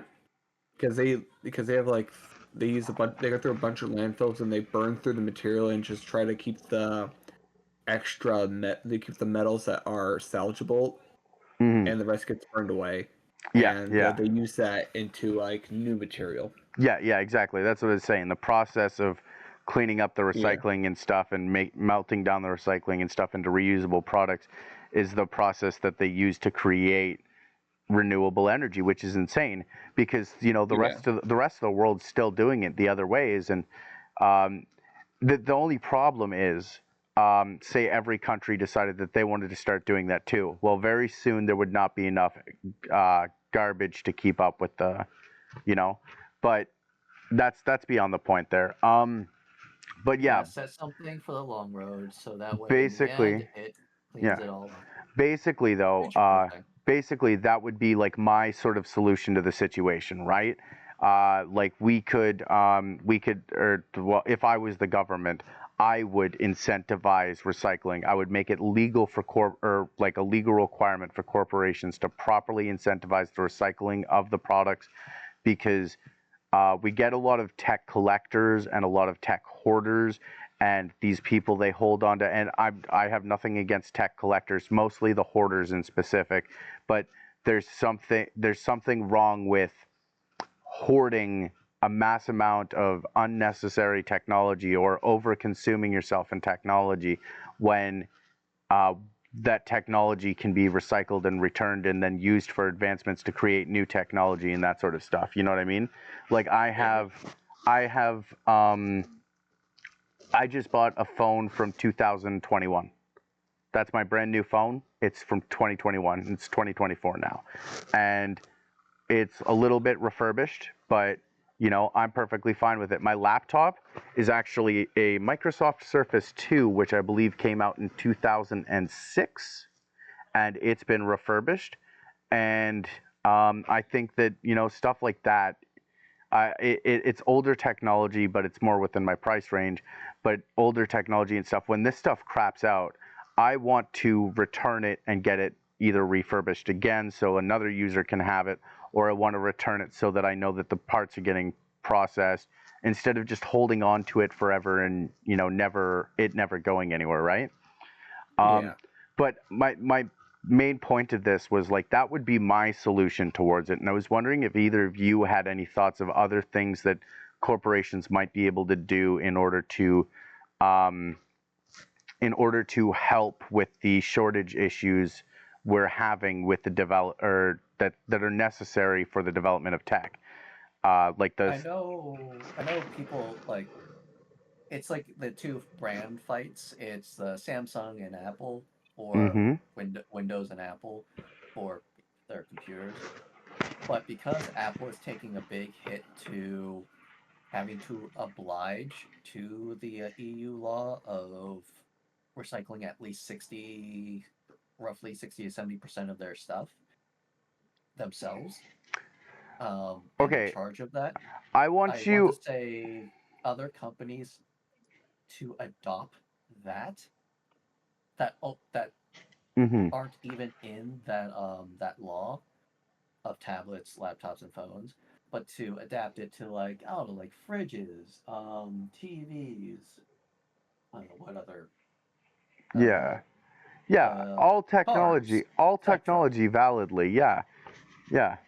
Um, Like but okay, like wait. Honda I wanna would probably ask need to you. take back their cars to recycle themselves. I wanna ask you what you think a big hit to Apple is, because from what I understand, they're not going to be paying more than like a full 1% of their payments every year for these incentives and stuff, right?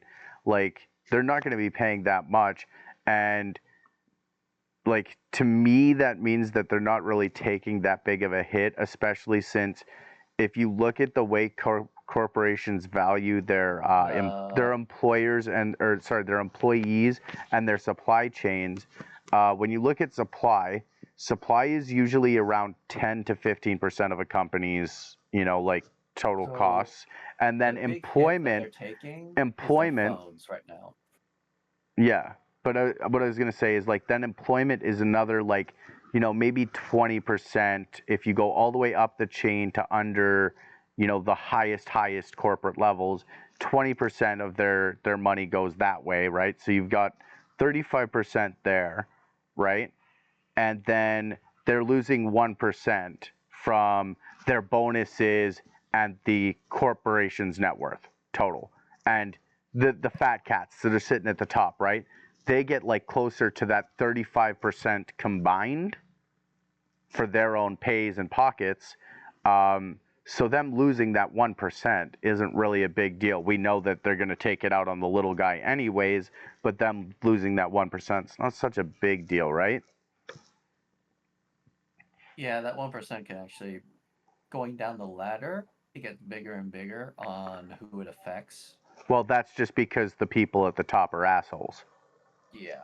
Yeah, because the But people at the top could very easily take it out of the corporation standings and lose that 1%. Not even, it'd be like a 0.2% drop in their stock prices if they had to pay out 1% for an Right. incentive, and that incentive would return to them in positive positive feedback. Like I'm trying to think of the word there. So Good to press, make, basically. Good to press. TLDR mine, I probably to answer your question, other electronic companies need to adopt that law from the Mm-hmm. EU. Plastic companies that produce containers like styrofoam, they need to have someone. We need to enforce more street uh, trash collection Mm-hmm. and recycling, like how Japan does it. But that is my TLDR to at least get something started, Okay. Okay. because I want to uh, press on time for my topic since most of them came from me. No, it's all good. It's all good. It's all good. But Um, I want I, Nerd to yeah, I was just gonna get say we their should two ask cents in that Nerd. question. Yeah, we want to get Nerd's opinion on this too. Nerd, what do you think corporations could maybe do to like incentivize, or well, to help with the shortage? Like, not just corporations, governments, and people, consumers, everybody involved in the like the economy of tech. Like, what do you think that people could do in order to help with this supply shortage that we're having for development of new tech? I basically would say, well, yes, we're trying to develop new tech. I would say try to upgrade onto our old tech more or less. Like try to refurbish it and then try to build upon that. I know we're already doing that basically, but like try Okay. to focus more on doing more upon that, so that way we don't have to waste more materials to create new technology and in general. So we could just find like a way to improve it. Like I'm trying to Mm, think. Keep like the same frame, keep the same everything, but just improve, but to improve upon your own materials and try to make and what you have, and then try to make it cheaper. Like because I feel like it'd be cheaper to get everything in general. Like they could be like the materials could be cheaper for the people creating it, but they could sell it for a decent penny, but it's a lot cheaper than that of buying a new phone. that's okay. That's just That's that's just fair. my Yeah. perspective of things. Yeah. I'm also I'm trying to be a little bit more. I'm also trying to be muting my mic right now because there's a lot of background noise. I don't know if you guys could hear it, but Nope. it's getting louder and louder and louder Nerd, every time I mute my nerd. I can't when I hear mute. you. I can't hear you over the 60 orangutans jumping in your background. Can you fix your mic? No, just Hold kidding. on. Oh, give me a second. I gotta shoot him. Give me let me get my gun. No, don't harambe these bastards. We love Oh my orangutans. god. Don't worry. Don't worry. Most of them are armed.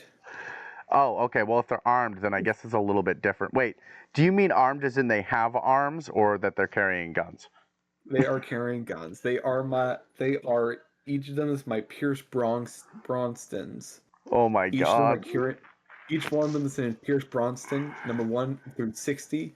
and they're each are carrying deagles. I don't know what any of that means, but I okay. have it. Okay, you won't. I'm sorry you don't get the reference, but if you do get the reference, good on you guys, because it's really funny. But anyways, and they're all orangutans, Orangutans. and they're all Orangutans named in as the Pierce. orangutans in And, the backgrounds carrying blasters going pew pew pew. I'm like, fuck off, Chewbacca. and no, it's not the ref. I don't know that reference, but No, that was if that just is the something reference. that was just something I thought off the top of my head there, and I thought it was funny. Okay. Okay, but yeah, no, each one of them is named Pierce Bronston. They each have deagles, and they are armed to the teeth with that, and they love minestrone soup. Well, you know Don't know what? why, but they just do. Then don't kill them. Anyone that loves minestrone soup, they classy bitches. I can't even if I want to. They scare me. Okay. Anyways, But speaking yeah, of no, like speaking of like issues in markets. Oh no, I'll let you continue. What were you saying, bro? yeah, no, like basically just I would say more or less improve upon tech, try to make it through less material, using less material and try to cheapen it Mm-hmm. while using making sure it's cheap, but also affordable. For the people trying to buy and improve upon it, but cheap for the suppliers to create it. That's Okay. just my Okay. that's just my basic thoughts on the Okay. matter. So it's yeah, It's like we're basically also thinking the same thing then. Um, yeah. I will say one thing I thought of while Tao was talking, because he was talking about plastics and stuff. One thing I'd really like if we could do is if we could switch oils and plastics back to hemp from, like a dangerous toxin that keeps getting dumped into our oceans and killing birds. That would be nice. That would be I would appreciate that. But obviously I am an ant and you guys don't care. So But I mean, yeah, but also like then we end up running out of hemp eventually too. no, we wouldn't. No, Hemp is an entirely renewable source that grows both naturally and manufactured. Hemp I is. know it can be Do you know what? manufactured, but Do you, it's marijuana. yeah, it's marijuana, and it's been around forever, and it's actually one of the most Since resilient resources, and it's also one of the right. easiest. It's also one of the easiest to nutrients because it can live off of very very little nutrients. I don't know if you guys know this, but marijuana has been growing in the deserts for thousands of years. Um, I I did not know that, but it's an interesting thing about marijuana in general. I yeah. do You can know do a lot of things with a it's plant. yeah, no, you can do a lot of things What's with that corn? marijuana, but the main reason why why most companies do not in Uh, general, or like some well, because governments there's aren't, more money. you can't make Because there's there's more more money in money. like plastics and other And do you Yeah, want to know yeah. why other there's? materials Do you want to know why there's more money in that? Because they're because hemp's non-reusable and non-renewable source resources. That's why yeah there's more and money. But here's the thing: they don't hemp's a realize. natural material They don't and you realize can't if they're patent yeah. it. Yeah, exactly. But here's what they're not thinking about, and this is the same thing with like the economy and stuff. If you take a renewable and reusable energy source or source of like a renewable source as opposed to a non-renewable source, we're talking fossil fuels and so on and so forth, which take millions of years in order to create, whereas a marijuana plant can grow in 6 months. um, we're like, if you were to focus switching towards hemp oils and like the hemp industry for your plastics and so on and so forth, not only would it be less hazardous because hemp is an entirely biodegradable product, that would ensure a long-lasting economy for this planet. Um, you would also be looking in the long run at furthered resource, and furthered resource means furthered income. It might take longer to get there, but increasing your dollar value or increasing your dollar by decreasing your dollar value means nothing. If you increase it over time slowly to manage with a renewable source that allows for this planet to spin on longer, it helps. You know what I mean? Because we don't actually scientifically know what fossil fuels do for this planet while they're in the ground. What we do know is the things above ground that we can reuse for these things that we use things we don't understand actually understand, right? The things that we do understand are both renewable and can continue doing for the planet what they already do. Whereas whatever oil does, when it's gone, we're going to find out. We don't know till that happens, though, and I'm worried about what does. Well, I do know what fossil fuels do to like the outside of the planet, to our ozone layer, and to the Yes, that's to our another thing. climate. And if Yeah, we were to and switch to composite plastics from hemp, it would also benefit our ozone layer severely. yeah, And and I don't know if you what? know about this. Marijuana does actually process photosynthesis, so the hemp stalks and the leaves will take in carbon monoxide and dioxides and turn them into oxygen. So that increases our air quality as well, and that means that it could counteract against like the way that we're struggling with air quality now because of factories and emissions and shit, right? And Yeah, vehicles and all these fossil fuels that we burn. We could actually counteract that by switching, like entirely by switching to plant-based products for that sort of thing. But yeah, but and like I another said, interesting thing about hemp though is I'm sorry for interrupting real quick, but it's also really good in the medical field too. yes, I just want to point that out, but I think we all know this. I don't know if TOS actually allows us to speak on the medical terms. I know that on another streaming site I used to use, And they didn't allow you to speak on the medical terms that's fair. because your But I'm just country doesn't have it fully legalized, and these are based off like stream sites off of your country. So it's uh, fully, but it is fully legal yes, in where I'm from and like several other areas where I'm from. yeah, But also like there's a lot of streamers who literally do, as long as you don't smoke it on stream, you should be good. You could talk yeah. about it You can and it's talk about fine. it. I guess that's fair. And Yeah. and But the we main can't. and like the But main here's the thing. reason. Here's the thing. We can't talk about. We can't talk about. And this is actually a legal thing. Um, we cannot talk about marijuana health benefits without a medical background. We're not actually allowed to do that. I know that for a fact. Yeah, that's fair. It's just like We do know there are health benefits, but we cannot say what they are, and we can also not incentivize people to seek out marijuana as a primary medicine. So I, we want to I'm ensure Twitch right now and anyone who may be watching us, that's not what we're doing. We're just saying that there are multiple benefits towards the plant being used in multiple areas as opposed to certain non-renewable resources that are used for those instead.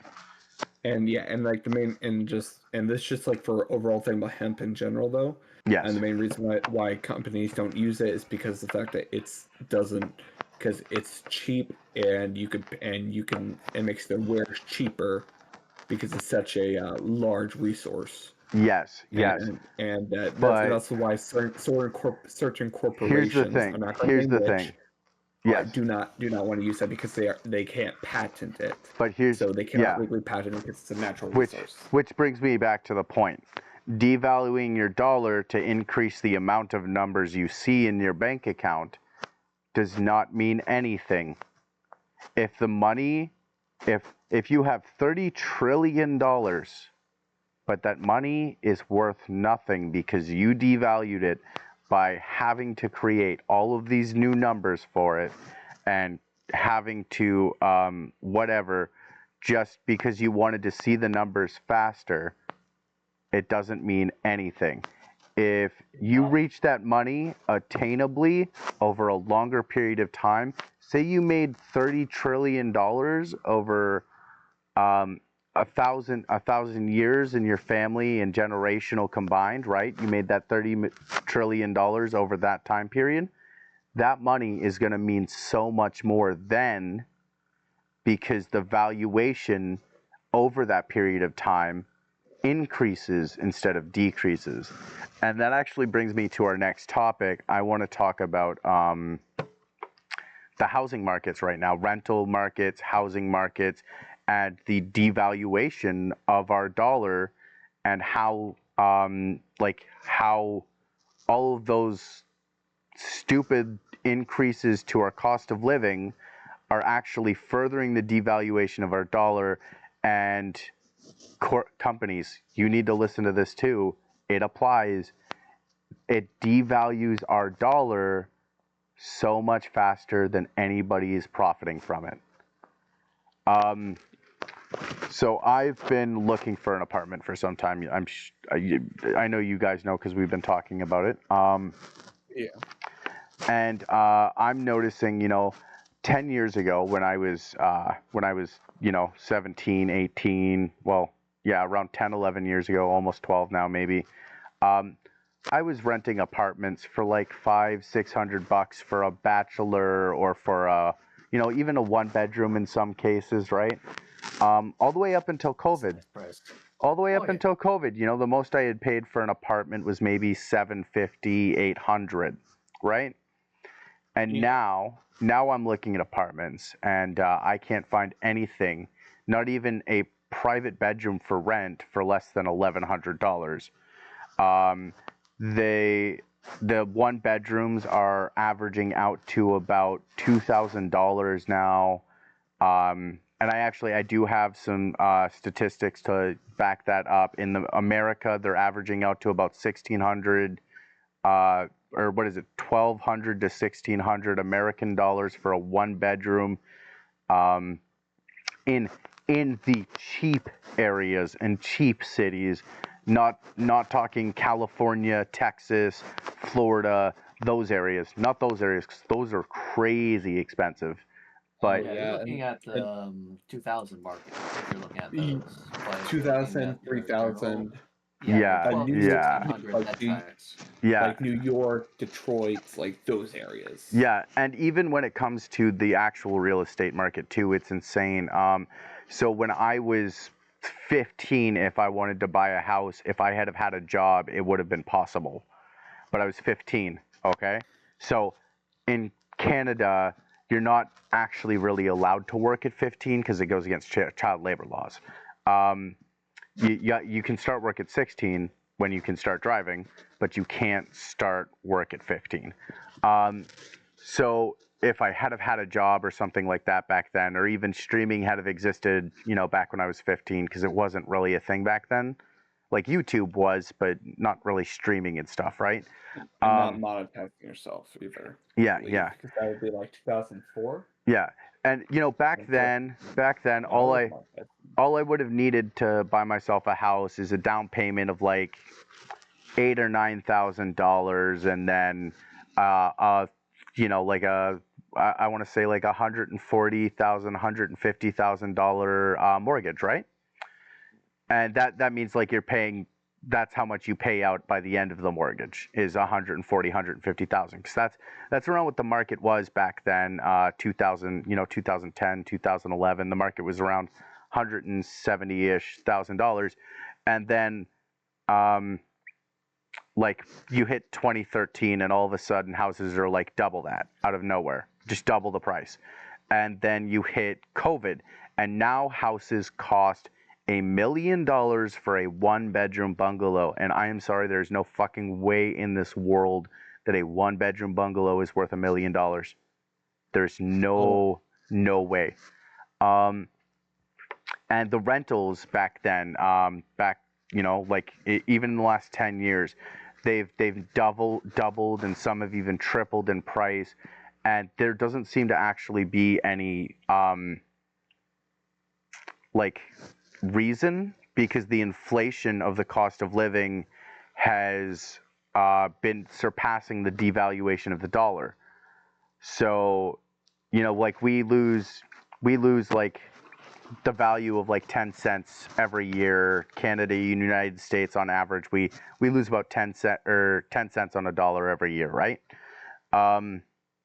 Between 5 and 10 cents. That's how much our money decreases every year. Yeah. The inflation has been going up on average 20 to 30 cents on the dollar over the last like every year over the last 10 years. And I've been looking for apartments and stuff, and it's almost impossible. I'm living off of a welfare program in Canada, and I'm trying to get a job and stuff. But even my buddy, he makes what used to be, 5 years ago, considered a very livable, very livable income. He makes, and I'm not naming names or anything like that, but he makes more than 50 a year, right? And in Canada, that used to be an extremely livable amount. Now, it's the poverty line is catching up to that faster than you can blink. Like, our poverty line in Canada actually just hit $38,000 a year. If you make less than $38,000 a year, you're considered impoverished. That's insane. That is very insane insane. That is a crazy poverty rate. That means more than what is it? It's closer to 20 something percent, almost or I think it's 20 to 30%, somewhere in that range. And I don't want to specify the number because I don't have the article that I had earlier pulled up, right?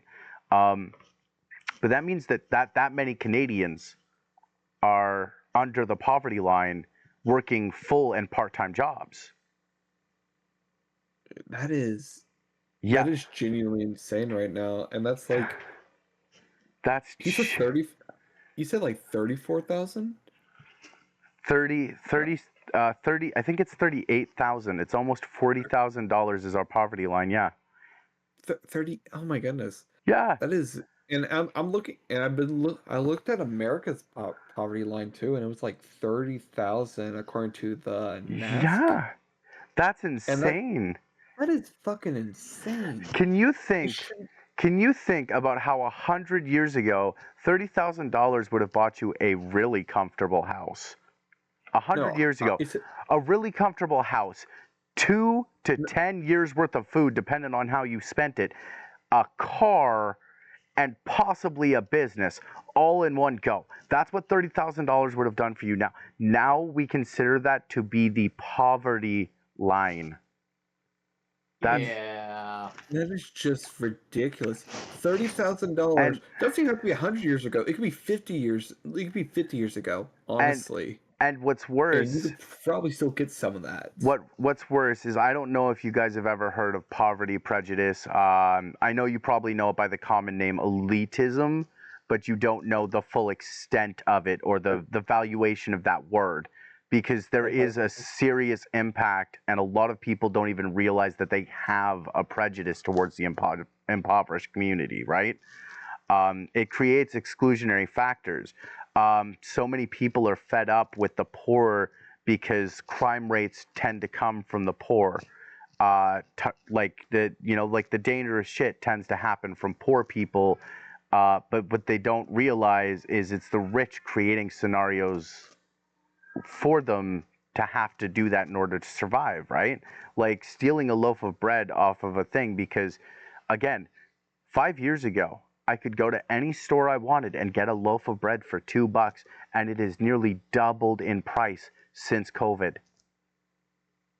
Yeah, same with milk and all that stuff. Yeah. Milk, eggs, literally most stuff. And I remember being able to buy a pack of chicken breast for less than. Yeah. And that's kind of what a lot of my family members are doing now. They're just buying seeds and gardening. And there's this program in Canada. It's called the Disability Program. There's actually two versions of it. There's the Canadian Disability Program. There's also an Ontario-specific one. And the thing that people don't realize about the disability support programs here, they think, oh, well, you know what, those people are just lazy. Well, first of all, it's supposed to cover people who are medically going to find it more difficult to find work, and help them stay reassured that they can survive until then, right? So over the past several years, I myself have been living off of a welfare program, trying to get stable ground, trying to get a job and stuff. but there's so many exclusionary factors created by the increased cost of living along with the devaluation of the dollar, and so much prejudice built up around the impoverished that people don't realize they're actually making it harder and harder and creating exclusionary factors. It's at the point where the governments, and I know a lot of people might say this is socialism or communism to pay out people who can't afford to, or like can't physically work, blah, blah, blah, blah. People are born, it's not within their choice, and I think that it's within their rights to live. Not survive, live. It's within everybody's rights to live. Life, liberty, and freedom. Exactly. But what I'm getting at here is it creates exclusionary factors. The disability program for Ontario only offers a limited amount of portion for rent. The government suggests that you spend no more than a third of your money on like your income, monthly income on your rent, okay? That's the government's suggestion. It says it's unlivable to do it any other way. The government option of like them paying for your rent or whatever because you're disabled and can't afford to, or you can't manage to get to work, has been a $500 to $550 budget over the last 10 years. That's the increase, the total increase in rent allowance over the last 10 years, okay, for this program. Now, the program itself also only allows a limited amount of basic needs funding, which is approximately $700 now and was $500 10 years ago. So there's been significant increase in that.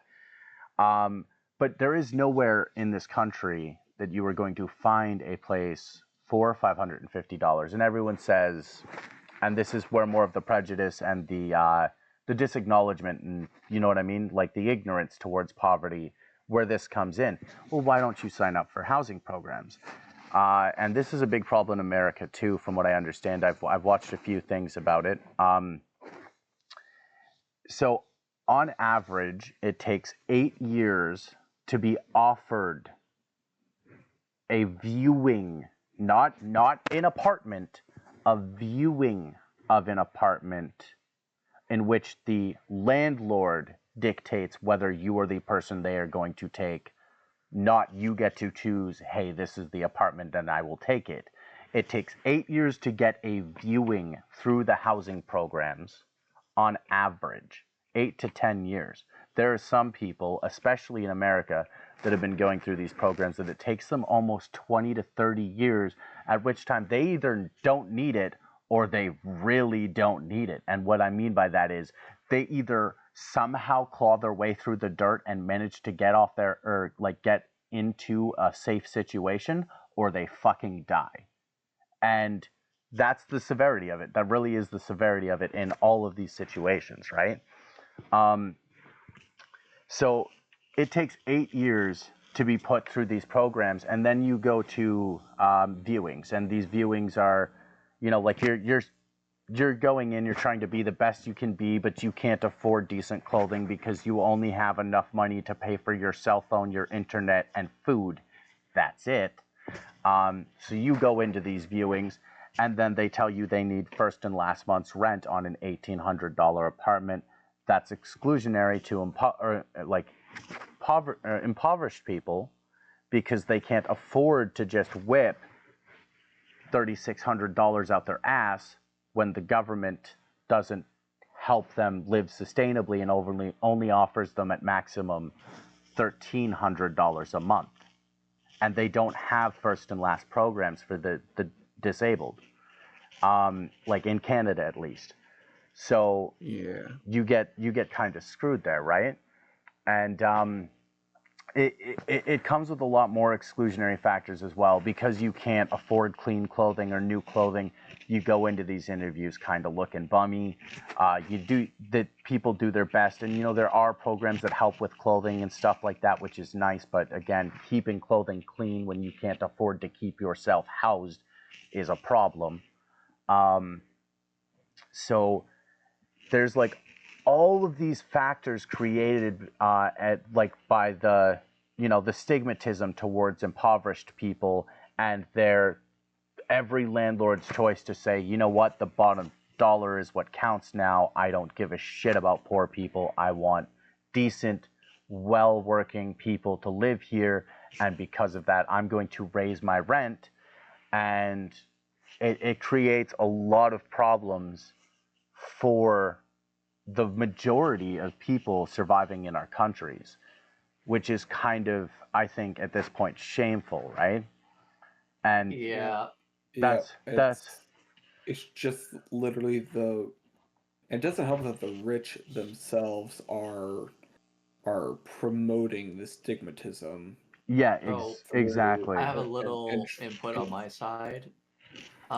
2 years ago when me and my friend went Mm-hmm. played on the idea and did it for 2 years until we couldn't do it anymore, and I just moved back with my parents.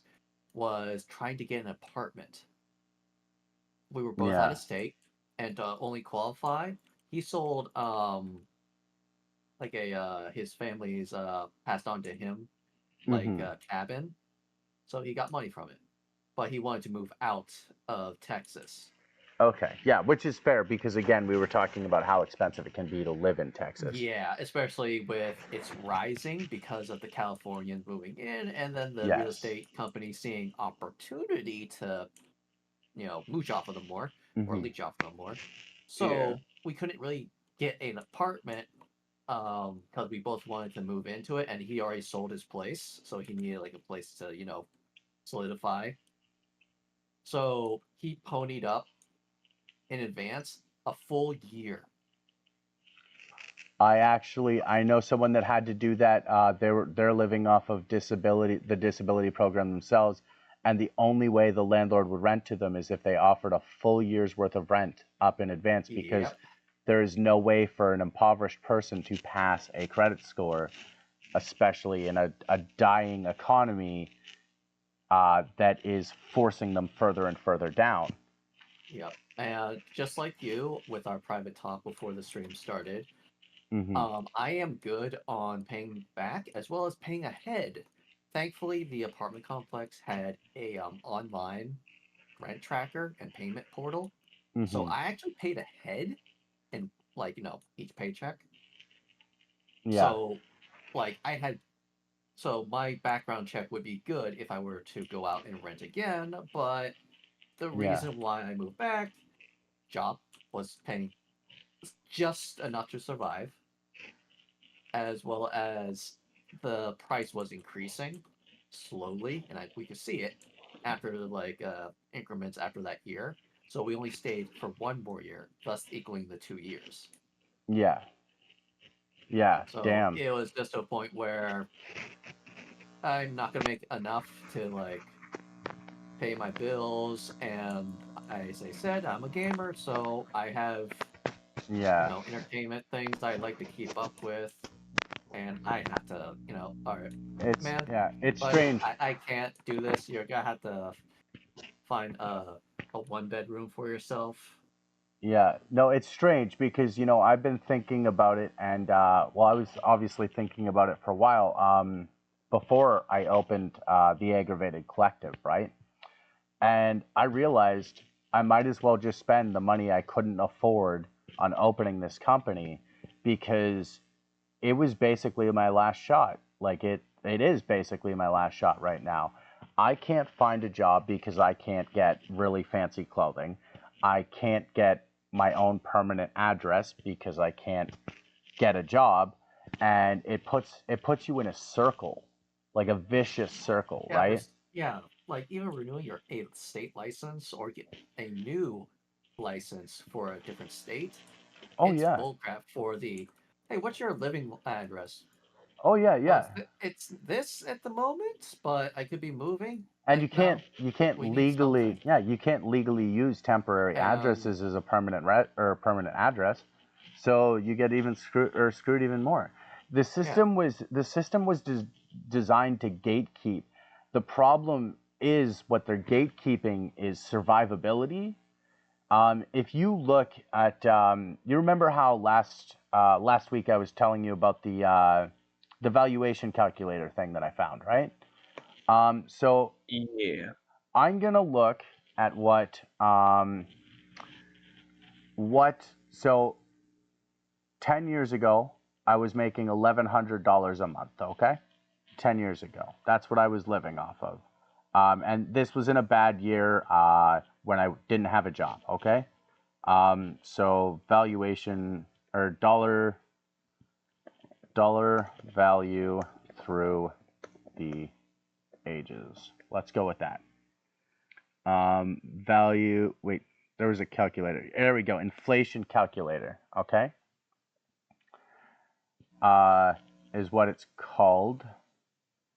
So if we start in 1100 or wait no 2014. Let's go with 2014, exactly 10 years ago, okay? So $1,106 back then is now worth $1,467.29, okay? And currently my monthly income is no longer $1,106, but it is $1,306. Damn. And actually, technically, that's not even true anymore. That's just my monthly maximum, because I was lucky enough to be the people that I moved in with were lucky to have found a place already through housing. So when I moved in here, I signed on to their housing contract, even if only temporarily. So I only make about $800 a month, most of that being my basic needs. Yeah, you kind of have to buddy up Which on which I roommates have to split. which I have to spend on my bills and stuff, right? Like my bills, my groceries, my cats, and that sort of stuff every month. And the government like pretends to do small things here and there that don't ever make up to the difference in the valuation from back then to now. And they keep expecting people to live off of less and less and less and less, while the costs of things are actually increasing faster than the dollar is devaluing. So where it says $1,100 10 years ago is actually $1,400 now, right? Where it says that, what they're leaving out is the fact that that dollar also only goes half the distance. So that means that $1,100 then is now more like $1,800 or $1,900 in like what you could, in comparison to what you could buy. You know what I mean? Back then, you could get a rental for $400 or $500. It wouldn't be the best place, but it would be a place. And then you could spend the rest of your $1,100 on groceries, phone, probably get yourself something nice, take a girl out for dinner. That would still be a livable income. You would be able to enjoy yourself. You know what I mean? I'd probably say if I can remember enough, back in 2015 when I went to South Dakota, lived in South Dakota for a bit, the rent for a 2-bedroom was about $650. There you go. See, that's what I'm saying. And now a rent for 2-bedroom in that same area is going to cost you like what, 2,000, 3,000, somewhere in there, right? Let me. By 2018, I moved out into a 1-bedroom unit within the same complex. By that time, it increased, and my rent from there was close to 800. Yeah, exactly what I mean. It's insane. And the thing that people aren't realizing is when a housing market goes like this, and this is all landlords, because they're thinking about the dollar without thinking about the bottom dollar. And this is the same thing corporations have been doing recently. When you devalue the people involved, when you devalue their money to the point where there are people that cannot afford anything like that whatsoever. Eventually, when a loaf of bread is worth $1,000 more than the poorest people on this planet make, you've lost more than 40% of your total income. Those numbers Yeah. no longer matter anymore. You need to keep the poor involved in the situation. And they make it so hard to keep the poor involved in the situation. Without people living in poverty, and this is horrible to say, but it is factual. It is factual. The economy cannot thrive without people living in poverty. But the poverty needs to be manageable, because if it's to the point where the poverty has gone to the extremes, no longer can the rich people afford anything either. Their money means nothing. There's no more power left in money when the people you are lording it over don't have anything or are dead, because that's also what would happen at that point. If people are only getting $1,000 a month and a loaf of bread is $1,000, you expect people to literally live off crumbs for a day?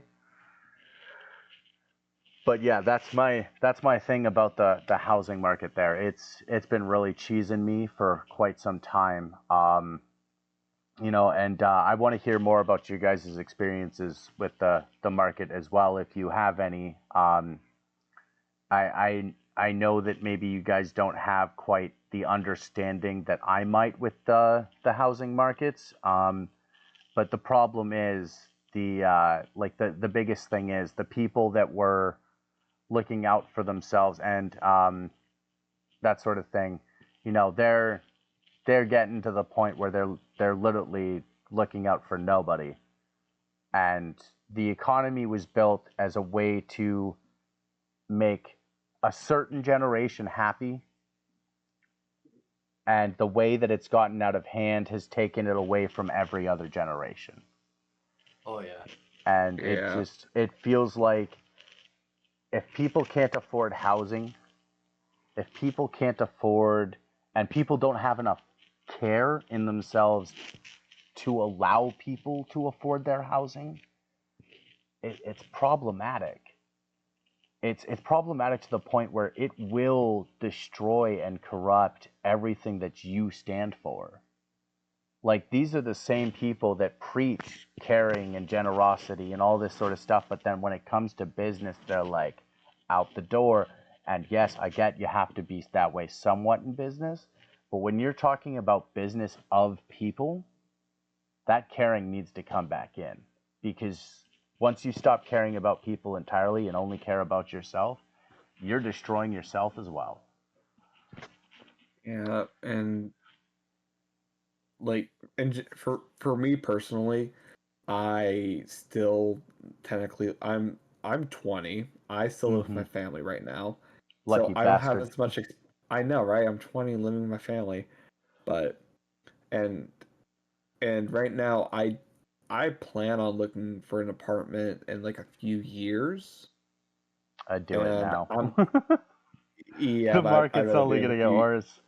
Here's my For me, I'm trying to be financially secure somewhat, so that's why I'm trying to at least have a $6,000 savings cushion Okay, that's at the smart. very That's least. smart.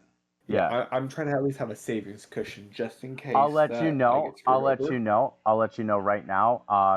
From the time that I was your age until a couple of years ago, I actually had that same thought and process, the $6,000 savings cushion.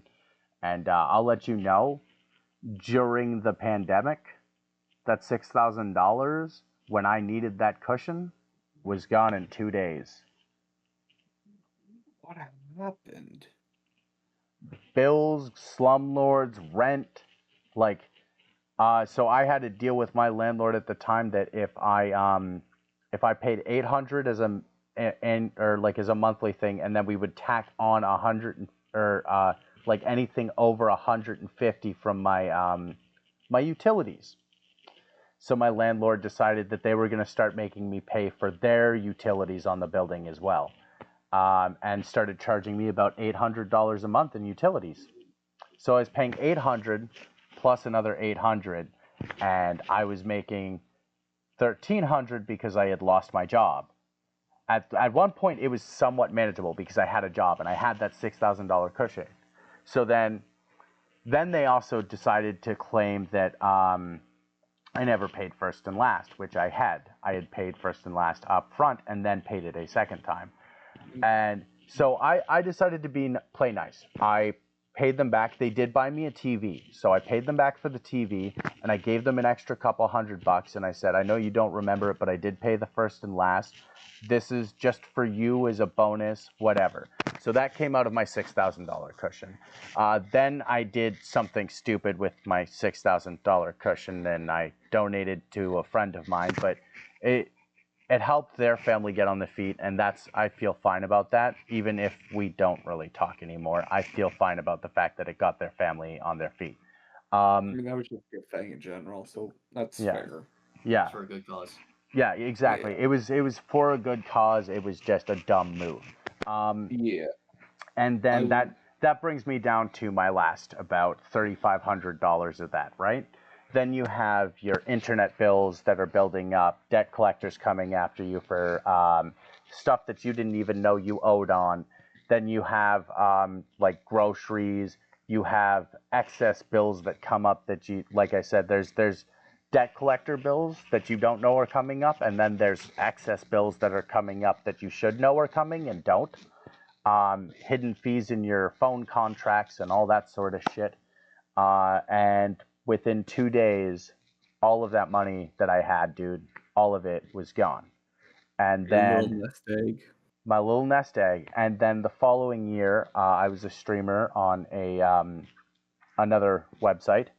And you can name it. You're not affiliate with Twitch yet. You can name it.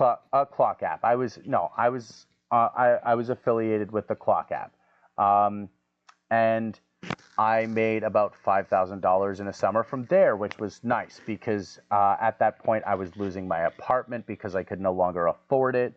And plus the arguments with the landlords were growing few and far between, not to mention that they were constantly threatening me and stuff like that. Like with physical violence and having other people threaten me with physical violence. It was kind of ridiculous. So I moved on from that situation. And during that plan, I had invested into paying back the community that had helped me out. Like I had paid some of the money back, about half, 50%, I want to say. 50% back into the community of the people that had helped me out, and I knew that they needed that money too, and they deserved it. So I spread it out amongst those that I felt both deserved it and really needed it.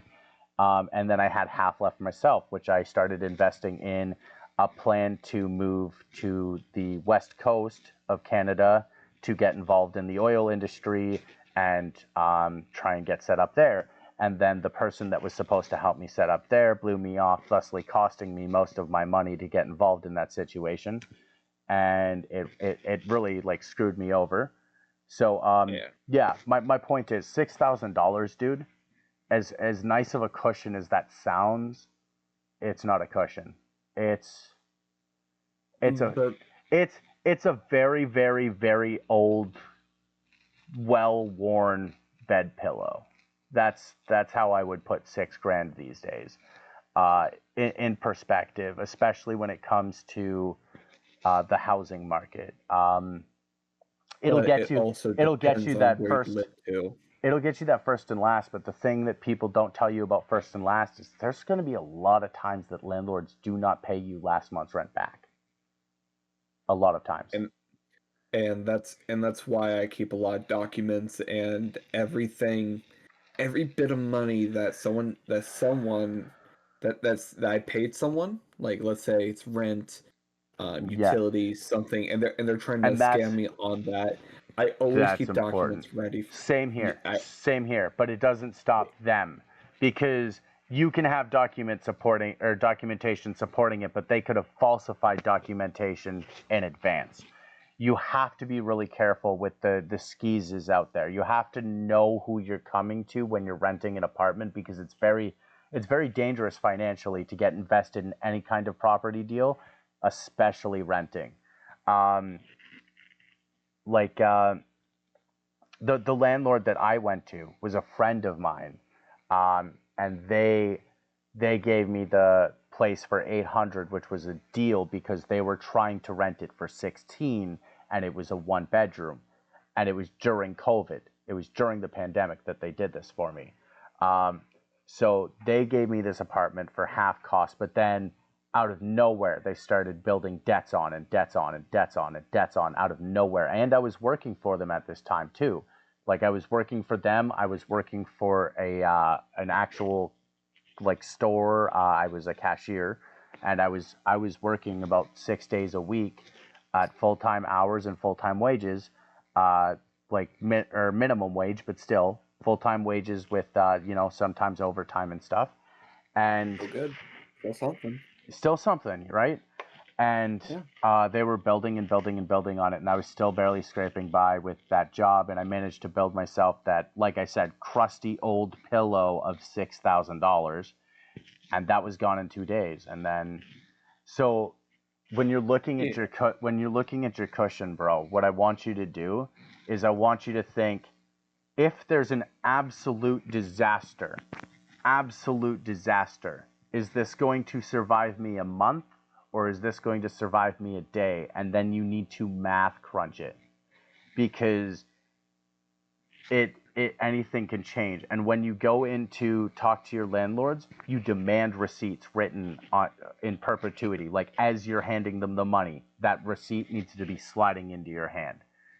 And that needs to be every month. You need to have rental agreements and contracts with them, all that sort of stuff.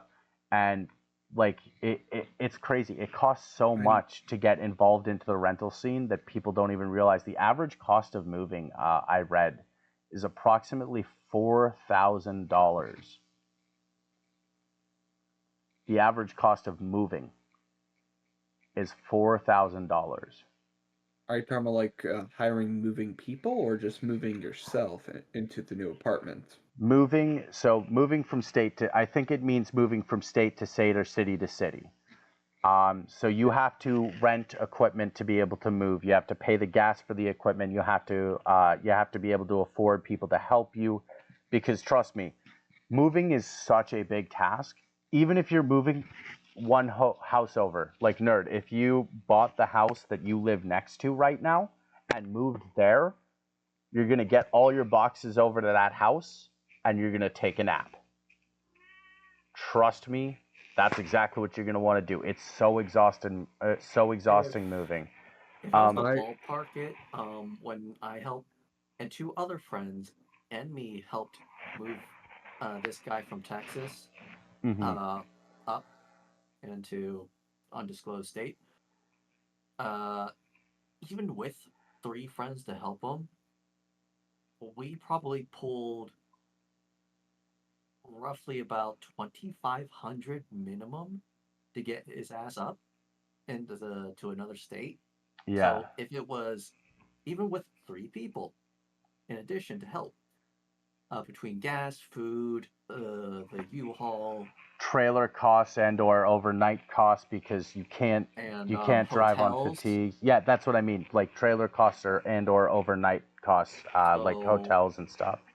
yeah, at minimum 2,500. So that 4,000, if it was by yourself, maybe a little bit lower depending on where you're going. But between three of us helping this guy, Well, see, I think it was. we I we th- prepped that's early, so probably that's where we saved a little bit more because we prepped early. yeah. but that's also from state to state. So That's Yeah, we and crossed my five plan, states. yeah, yeah. and my plan on moving is usually a 3-4 hour drive at most. Okay, Oh, then so that's And so fine. that's gonna be that's financially okay. cheaper, more affordable. That's what And you I was think. thinking, That's what you yeah, think.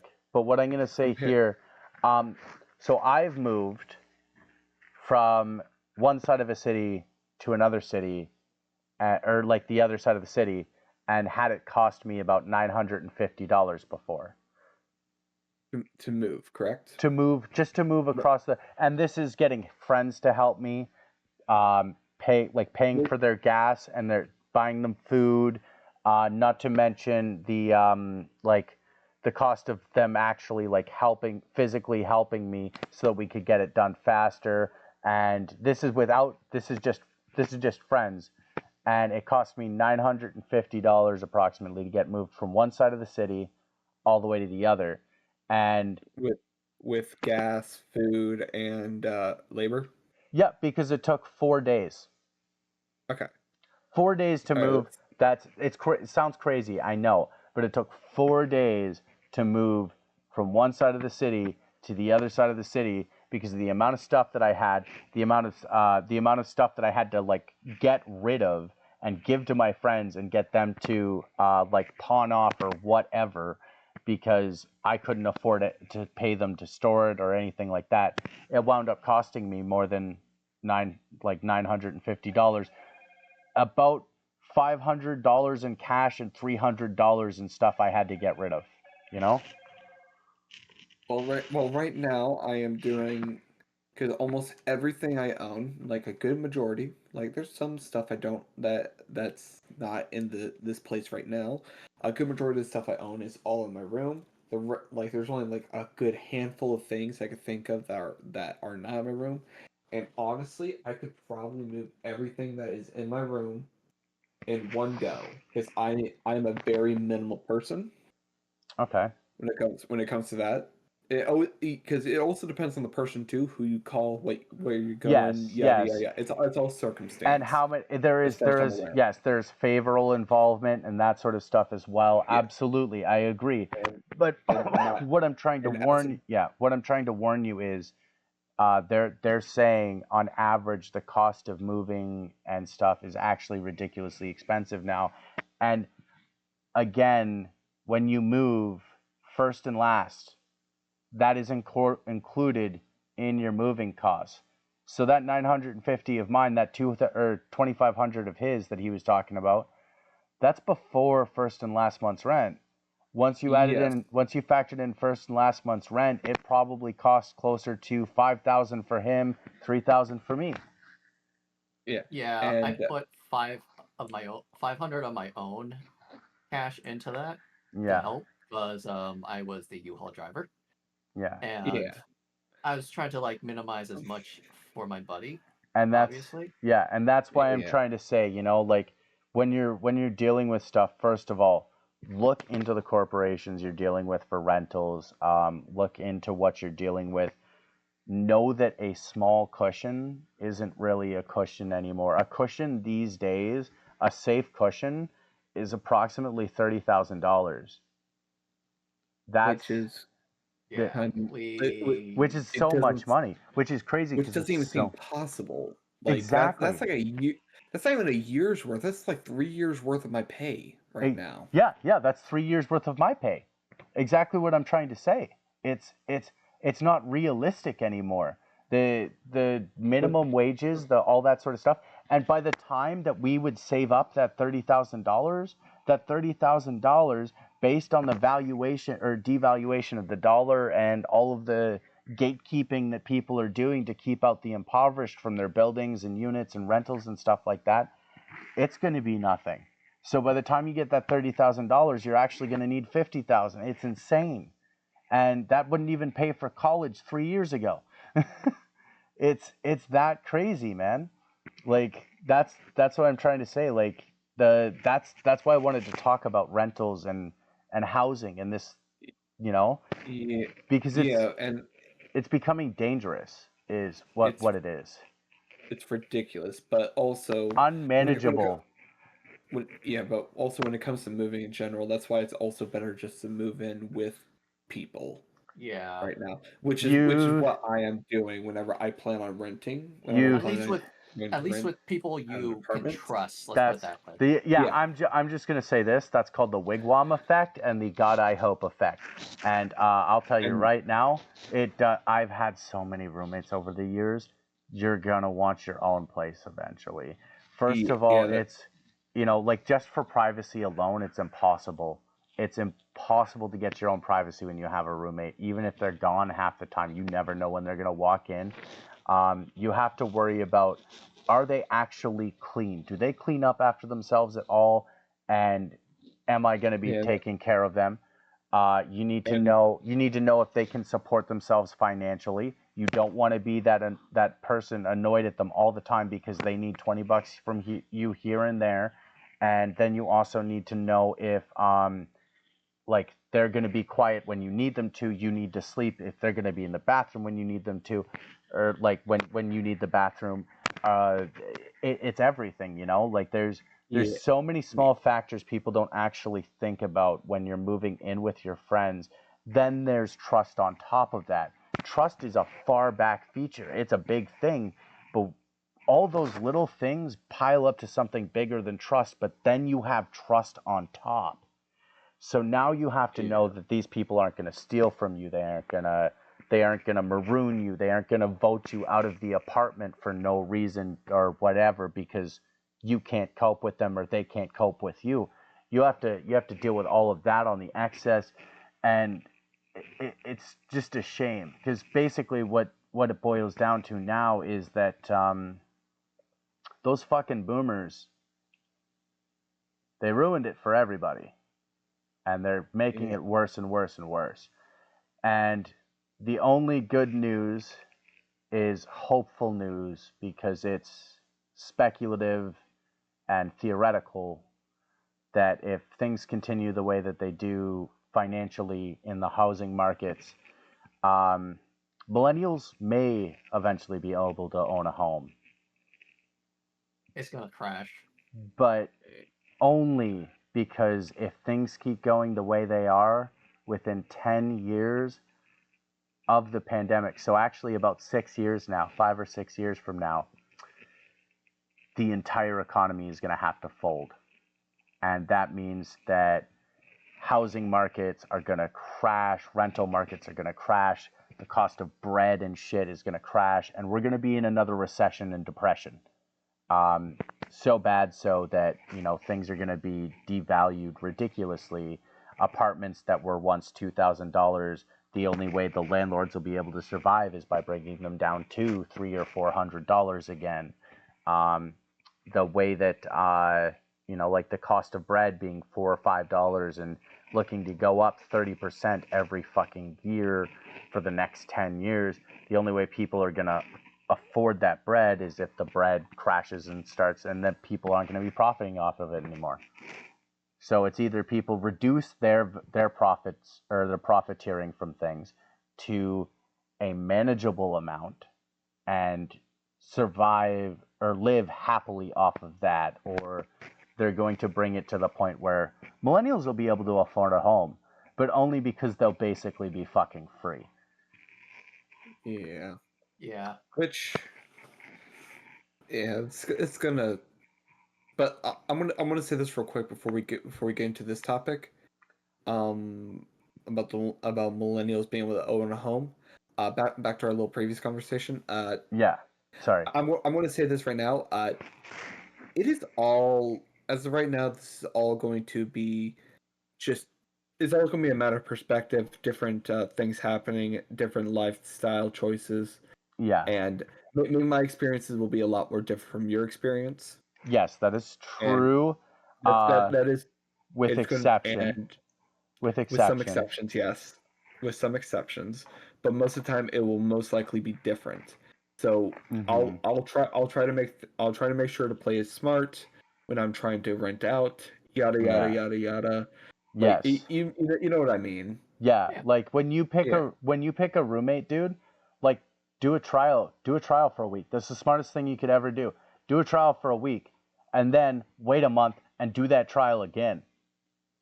Because in that first week, people are only going to show you a small bad side of themselves, maybe. But that second week, a couple months apart, you're going to see all of the shit. You're going to see, and like you can do it surprise too, like show up at their house unannounced and then check the cleanliness of their home. Dude, if they got 3 weeks worth of dishes piled up, you do not want to live with them. I mean, Like, I'm gonna be honest. I'm gonna be honest with you. I was literally with a friend. Kind of reminds me of a quick story, a quick anecdote. I had a friend that he was asking me over to help him with his computer yeah, because it was getting because he needed a new motherboard. Someone else created it. You know the guy. He's part of a D&D group. Okay. Um, yeah, it is Sinless. I'm just going to call him that real quick. Yeah, Ted. Sinless, Ted. yeah, sure, yeah, Ted. Sinless wanted me to help out with his computer. If I'm gonna be honest with you, the person that made his computer fucked up so badly because it was a created computer. Mm-hmm. And anyways, so I was in his home for a little bit. First time I was in his home because like I would hang out with him outside of his home. I'd hang out with him we'd eat, we'd go out to eat sometimes. We used to work together. I knew him from school, yada yada yada yada. And he was in his room, like it was filthy, but that's because he has a lot of cats and dogs and they shed everywhere, and he has a Yes. wooden floor. I'll say this right now. I have 3 cats. You fucking sweep up after them, man. Like sometimes, Yeah, sometimes he'll it's okay, 1 or 2 days worth of buildup, but sweep that shit up.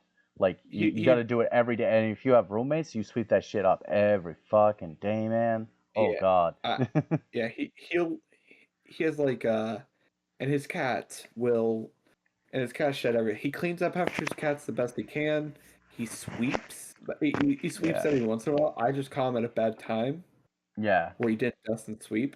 But that's I'm willing to give him that benefit of a doubt. that's And as far as I'm aware, he's clean enough. Yeah. Well, that's the thing too, though, is you But want to know, like you want to catch them off guard and at a bad time, because, like with what I was saying, because if you catch them at a bad time, you know what their worst is, and you need to know if you can handle their worst. You know what I mean? oh, Like oh yeah, you need to know if you're gonna move in with these people and then make a chore list for them, clean their entire house, and then find out that they're not going to ever do anything on that chore list and you have to clean up after them. You know what I yeah, mean? Like that's I know what you mean. I yeah. know what you mean. And for me, it's like his worst for me is like an hour of cleaning at most. Mhm. Yeah, That's it. that's good. That's good, but still you don't And want he it. could probably do it on his own. Yeah, what I'm Like saying is you don't want it to be your hour of cleaning though. You yeah, want yeah. Like it'll be his. yeah, that's what I mean. Like you need to know that they're going to manage their sort of stuff. Because people go through these periods of their life where depression hits and other things, or they just get used to excusing themselves from doing the necessities and then just don't do them. Um, people develop like that, and that happens to people, right? And you want to know that you can handle them in those periods, because there's times that you can't, and then it's going to blow up, and then both of you are going to have to find new places, and that means that you have to spend that $4,000 or $5,000 in moving again. You have to save up that first and last, and every time you do that, the market gets more and more expensive and crazier, dude.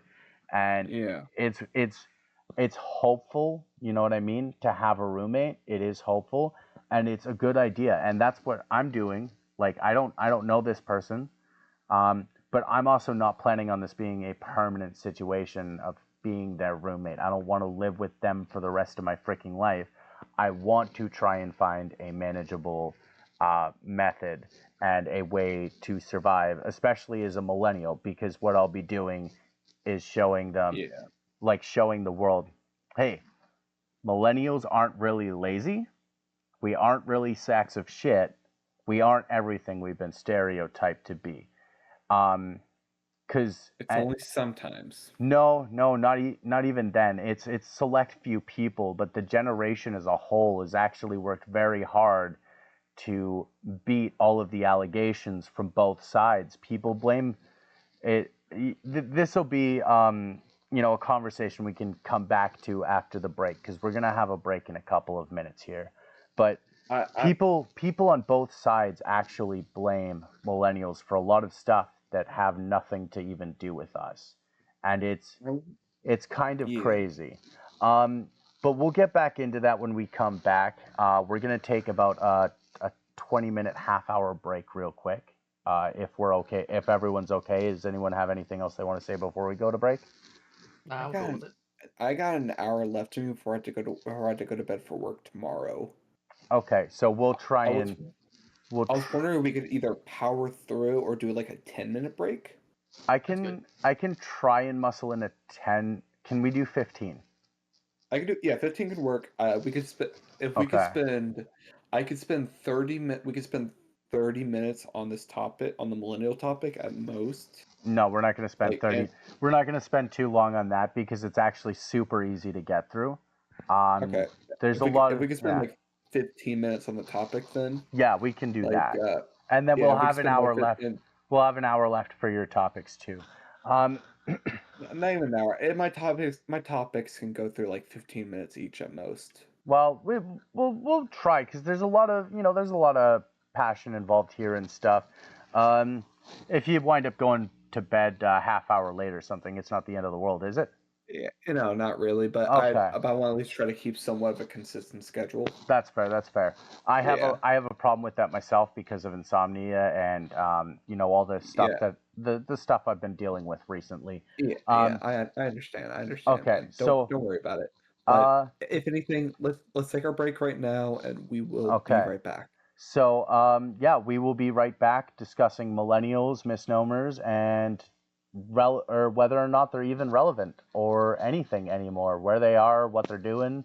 If anyone even gives a shit, why they aren't, like, why don't you hear about them? Are they part of the conversation? Who knows? We'll talk about it Yeah, when who we knows? come back. We are the Ants Perspective. We are small, and that doesn't matter. And this broadcast is brought to you by the Aggravated Collective. We will. Thank. We Eh, will be right back. yep. 15-minute break. We'll see you in 15. See ya.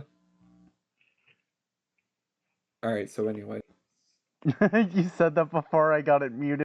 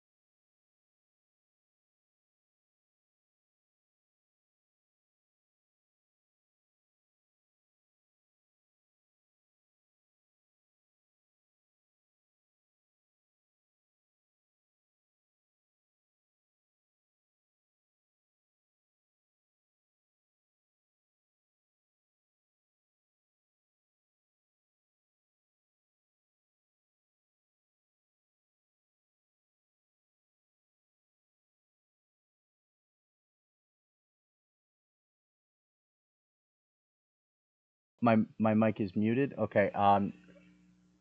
Fusion, you still there, buddy? I was just checking my chat to see if Buddy's still here. No, he's gone. I missed him. Okay. Oh well. At least he followed. It was 24 minutes ago he followed. So. Yeah. Yeah. This was just after we left or just before we left for break, and I must have missed him talking. Yeah. Yeah. Okay. So. And 5, 4, 3, 2, we're back. So butt sex is the best sex. Anyways. Don't know where you're sticking it, but whatever, wherever feel is. If Everyone, there's a hole, there's listen. Everyone knows if that. there's a Listen, everyone knows that butt sex just means you're just friends, and that's all you'll ever be. That is true. That's the only way. It's the only way for the homies to be homies, man. If there's a Anyway, hole, there's a goal. anyways, Anyways, yeah. so we are back. It is the A.N.T perspective with aggravated introspective, me, Mr. Nerd to the bottom of me, because he's a bottom. What? And Tao to the right. Whipping.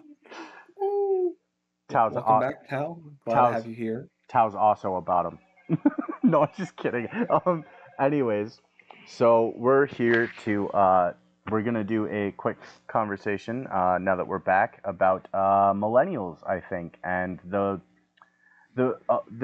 misguidings of the beliefs of the generation, right? First of all, a lot of people confuse us with Gen Z. They try and mix us together. So the first misguided concept is all millennials were born between the years 1980 and 1996. There is no millennials past that or before that. And the technical name of the generation is actually Generation Y. X, Y, Z. So that's like a common misconception. And a lot of people confuse the term millennial with just people that are under the age of 20 or under the age in general, or stuff like that, right? People under 30, they think it just means people under 30 and shit, and it doesn't. It's almost all millennials are like in their 30s now, almost all of us. And there's a lot of stipulation and false misnomers surrounding the millennials that are kind of stressful, actually, for me. Tao, I don't know if they ever stress you out. You said you're a millennial too, right? 92. Yep. Okay. Yeah.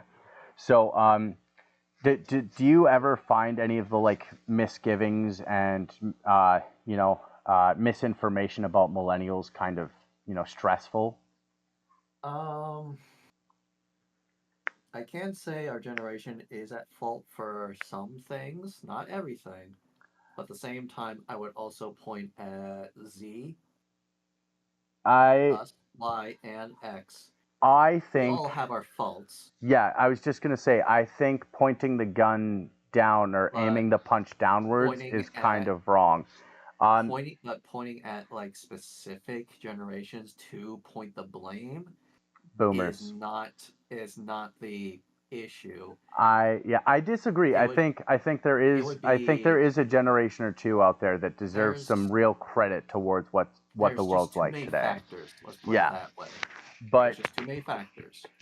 So yeah, one of the biggest things I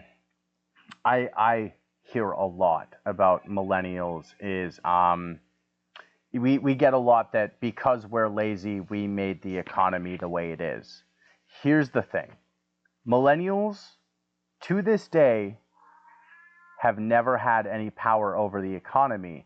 In fact, when the first millennials were getting into the workforce, everything was changing to make things more difficult in the workforce, make them more regulated, make them more difficult to get into, make everything more expensive. They were already working on that, and that's from the generations prior that were in control of corporations and government, changing all these regulations to focus on their own financial benefits as opposed to benefits for the future.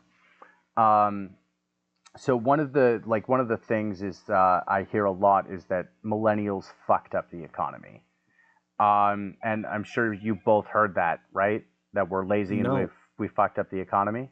You've never heard that? no, no. I've heard you're lazy. I've never heard you fucked up the economy. Actually, I've heard more. I actually heard more from boomers that they fucked up the economy. That's because millennials are trying to, in a sense, take back some of what's been beaten out of them. Over the years, millennials have been used as punching bags from multiple generations on both sides. Gen Z attacks us. Half the time when Gen Z says boomers, they're talking about millennials now, not baby boomers, and it's kind of annoying. Yeah, no, Yeah, like I've heard. I mean, I call you a boomer because you're a boomer. But anyways, boomer. just shut up, frickin' infant. Hey, I'm not Gen Alpha. Yeah, and I'm not the people that corrupted our planet or our I mean, economics or our no, it was the silent generation, not Gen X, but before Gen X. I think it So was boomers, baby boomers. Yeah. yeah, it was the baby boomers were in charge, and Gen X also had involvement in a lot of a Some lot of crop. a lot of stuff today, a lot of stuff. So And that was because of the abuse of the boomers, but yeah. yes, absolutely. Allegedly, I guess. I don't know. Yeah, allegedly. I mean, no, this is just our perspective of Yeah, things it's because kind of we can't be again. we can't be Yeah, wrong. Like everything we say about is that. speculative unless we are specifically quoting, so on and so An forth. article. Yeah, this is Yeah, just our thoughts of but things, and if you want to correct us, go on ahead and do that. We have yeah, no problem. This is literally a collective of people forming an opinion through and then putting it through our own podcast. If you yeah. yourself have an opinion or think that we're So wrong, tell us, and we love to have a constructive argument, so or say that we're wrong. here's the thing, okay? Um, the millennials are also known as, and this is ridiculous because I've never even heard us called this, the digital natives, because we were born during the prime, like we would have been the people taking in prime technology development at the time that it was all happening. And obviously, yes, the digital age is still going, but we were born at the peak birthing of, like the real birth of the digital age, right? Extremely true for me. Yep. Yeah. We were just coming in when stocks and money were being, like in banks, were being stored for the first times in computers and opposed to cash and credit cards and shit like that. Like we were coming in when technology was just starting to advance enough that it was feasible for people to have it. Um, so as we're coming into this age, as children, we're being forced to learn all of this stuff about technology and computers for the first time, the first generation that ever has to learn this, and it's expanding our reach, if you will. So now whitewashing and stuff like that is being noticed because we have the ability to communicate outside of our own countries for the first time to anybody we want, even if we don't know them. We have the ability to learn about world events through non-biased news because we can go and research as much as we possibly want. The internet is born, it's there, it's got everything, as well as stupid videos on, you know, TikTok, or not TikTok, but YouTube in 2008, and that sort of stuff was also coming out, right? And the people before us, the boomers were generally our parents. Like we had some millennials were born from, you know, Gen X, but not a majority of them. Most of us were born from boomers, right? which were people that decided to have plenty of family, um, and born of plenty of family as well. So there's psychologically the development of large families, minimizing you already.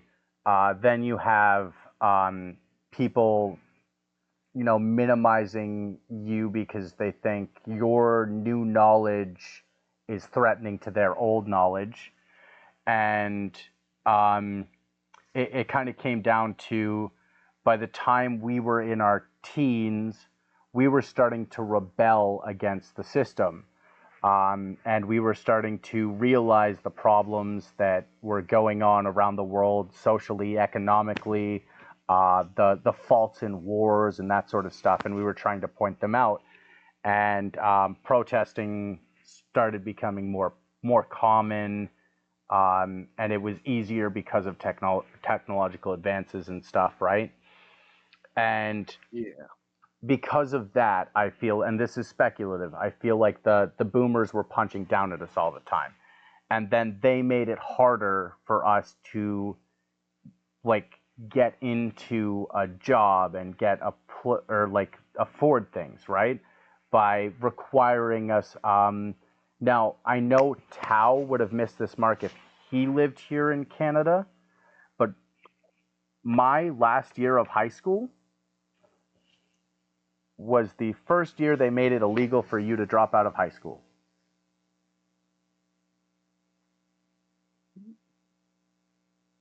Yep. Oh. Yep. When I was 16, I could have dropped out of high school and got a job in construction and no one could have said anything. And it would have been easy for me to get a job in construction. But then when I turned 18, I wasn't allowed to drop out of school.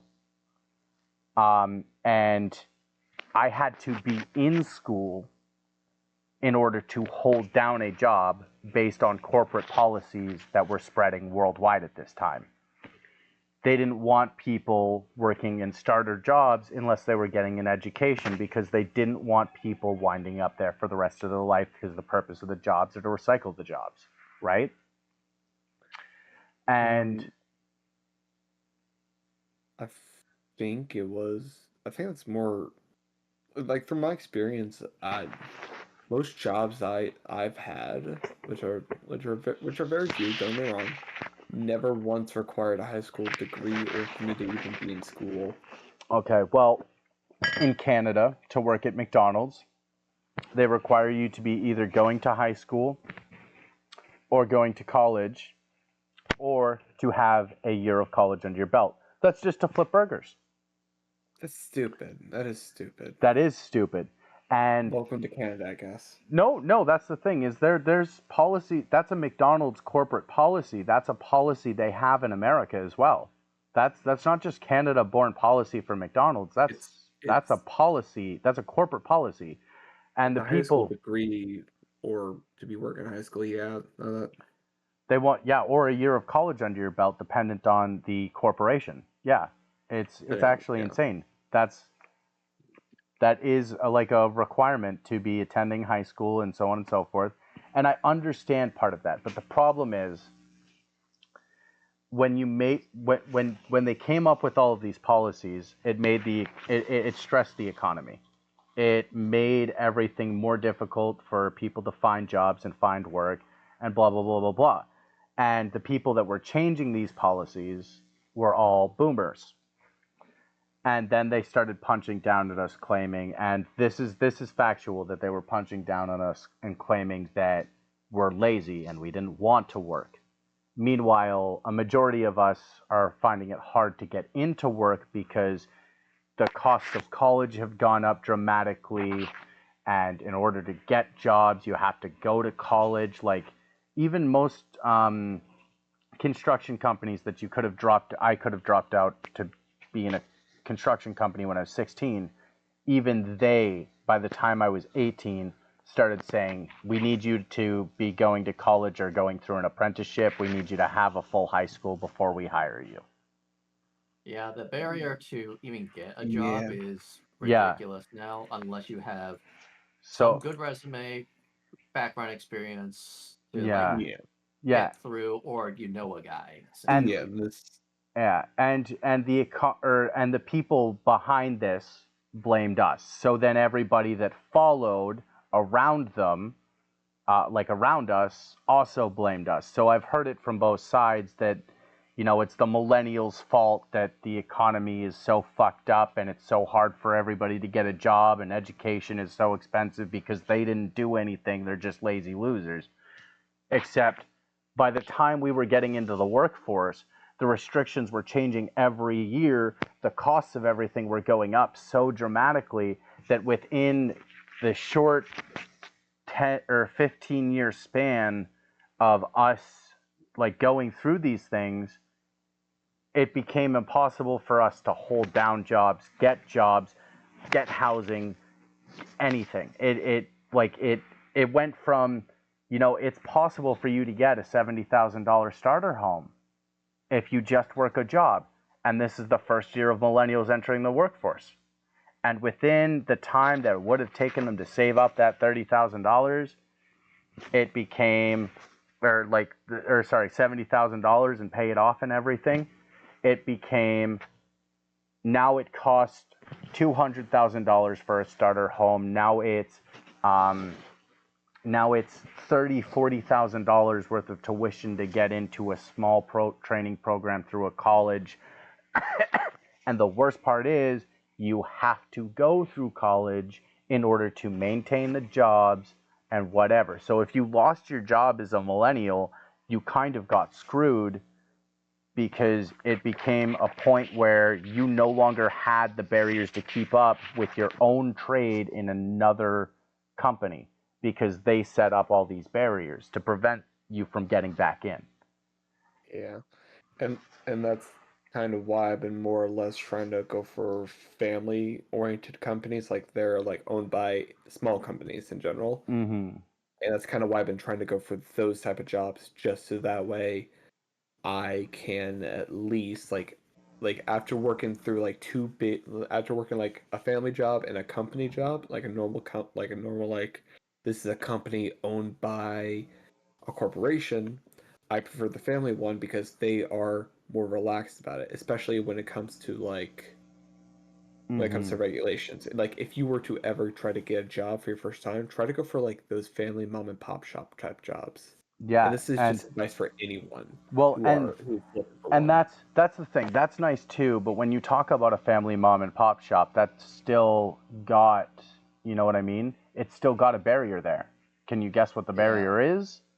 Financial, No, family. they most don't likely. know you Family. They would prefer to bring in people with of their in the own family. family, within their family, within their extended family, within their family friends, as opposed to some stranger off the street, which makes it Yep, more difficult for you to get a job in those situations. falls under the I know a guy I know policy a then. guy. I know a guy. Nepotism policy. Um, yeah, I know a guy who knows a guy. That's a nepotism policy. It's that's literally what it is, and that should be a wrap. Um, Yeah. It's that's a yeah, no, nepotism it's like policy. I mean Mention yeah, Han no. Solo in there. It's but like it also depends too on like if it was like a like my first job was a mom and pop shop in general. Like and it's just a quick anecdote though. So and then we go back to like why millennials are not being treated fairly back then and somewhat now. Yes, yes. A Um lot of people, and and that's the thing is like we've gotten to a point where even socially it kind of feels like millennials have become irrelevant. Um, we tried so hard to create a social structure for people to fight against the wrongdoings of our country or like our societies and stuff, right? Like the world culture. And yeah. we tried so hard to build a bridge for people to be able to, and then by the time we got that bridge built, we realized our bodies were being used as the bridge because Yeah. we were getting attacked from all, like we got attacked from all sides until people just stopped talking about us or started misidentifying our generation. Like people do actually. I have genuinely heard people think that millennials mean people under the age of 20, or millennials mean the people under the age of 30. And again, most millennials are over 30 now. We got beaten and bludgeoned from both sides because of the change that was happening around us and the changes we were trying to invoke to better the systems, that we wound up missing out on any chance at power, any chance at housing, any chance at any of this stuff. And then, like, there became a point where social justice was no longer the prerogative of millennials. We handed the torch down to Gen Z and said, we need a minute. Let us take a nap. Like, please, let us take a And 5-minute nap. yeah, and if anything, millennials will probably have their chance again. Like, it's probably gonna be another 20 years or so until millennials have their chance again which to means do that something. which means that we'll be in old age, and that's a problem too, because Yeah, by then, um, here's something actually. Millennials are outraged over promises that they were, or promises and lies and promises that were made that have not been achieved whatsoever by the time they hit middle age. For example, we were promised that if we did everything we could, it would be easy for us to take jobs. We would have the ability to get in power. And, like, policies get blamed on millennials and stuff like that all the time, in legislature and stuff in both of our countries. A lot of people blame millennials for. Do you know the oldest millennial isn't old enough to be a president of the United States? is not old enough or is old Is enough? not old enough. They're still two Oh yeah, years away from being able oh to yeah, because run it's run for president. Was that 36? 50. It's No, no. President has to be in his 50s. a president has to be 45 years old. 45, yeah, 45 years old to be and most of the time, a president is never going to be 45 because Never. they'll never because no one trusts a young man to be a president because they'd Mm-hmm. rather trust the elderly, even though the elderly are usually the most foolish. Yeah. Case in Yeah. point, And losing brain cells. our president right now, he literally shot himself on stage at one point, which is going to be a topic for another day. But that's going to be a politically heavy. It's going to be an extremely politically heavy topic. Listen, if you ever want to do a full 4 hours on the conversation of dumb politics in America, I'm down, because America's got a lot of shit that they need to work on. And I wanted to also do a thing on dumb politics everywhere: Canada, Mexico, France, Yeah. Italy, I don't step my toe in politics China. because it's so goddamn big. So I like to be politically ignorant. Yeah, I will say Yeah. this: when it comes to the dispute on politics between Canada and America, Canada got some dumb laws. Don't get me wrong, but at least we give our people fucking health care. I mean, Bro, yeah, no, that is one thing I can't. You can't argue that. can't Yeah, argue that. No. yeah. Okay, one sec, That's because why I I watch what I eat and try to stay as healthy as I can I for mean, sitting in seats for so long. most of the time it's usually we usually have to pay for like health insurance or something to help cope with the amount of money that we use mm-hmm. use for healthcare. So let's say you have like a $20,000 bill. If you have if you're able to get insurance Yeah, on it, that $20,000 can be reduced to like 10 like 1,000 at most. yeah, And yeah. at most 1,000, and that's after you started paying insurance companies. And don't get me wrong, I do think that the fact that we don't have free healthcare is ridiculous, but I also kind of get why. But I'm not going to get into that right now. That's a topic Yes, for another day. That's a yes. good topic for another Agreed. thing. Yes. Yeah. Yeah. No, there's definitely a lot to poke into there. There's a lot to So, dissect there. yeah, according to Reader's Digest here, when it comes to millennials, there's actually there's a lot of stuff that people blame. Like they blame the Great Recession, which lasted from 2007 to 2009. They blame that on millennials, which again we discussed. between 27 years is not enough time for them to even have a fraction of an impact. 2007 to 2009, millennials are getting blamed. And again, this is just when they're starting to get into, or we are just starting to get into the workforce in general at all, right? Like we're just getting out of high school or into high school, and you know what I mean? It's the Like, bare minimum of 20 years. yeah, like Like the youngest millennial. 27, yeah. 27 is 27 years old. college graduate age, fresh college graduate. That is 27 years old. That's the oldest millennial at this time. Just getting into the workforce, okay? And people have constantly, and this comes from before and behind because of misconceptions and misinformation, especially by media and government, and so on and so forth. People have constantly blamed millennials for this great recession, which was 2 years long, which again happened during a time where they just started putting barrier in front of fucking barrier in front of barrier in front of barrier and policy in front of policy in front of policy, making it harder and harder for people to do things or get jobs, right?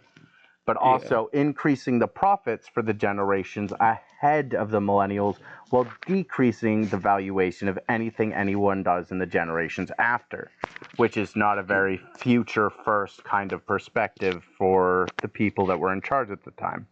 But do you really expect them to be for the future when they want to be for their pockets? No, but I do expect people to own their shit. That is a huge thing I firmly believe in. I Do you believe think people really believe in that either? I have, as a millennial, I have already been proven that nobody fucking does. It's already been proven. Millennials were very hopeful, dude. I can say, like, I can feel, I guess, because this is speculative. I don't have anything to back this up.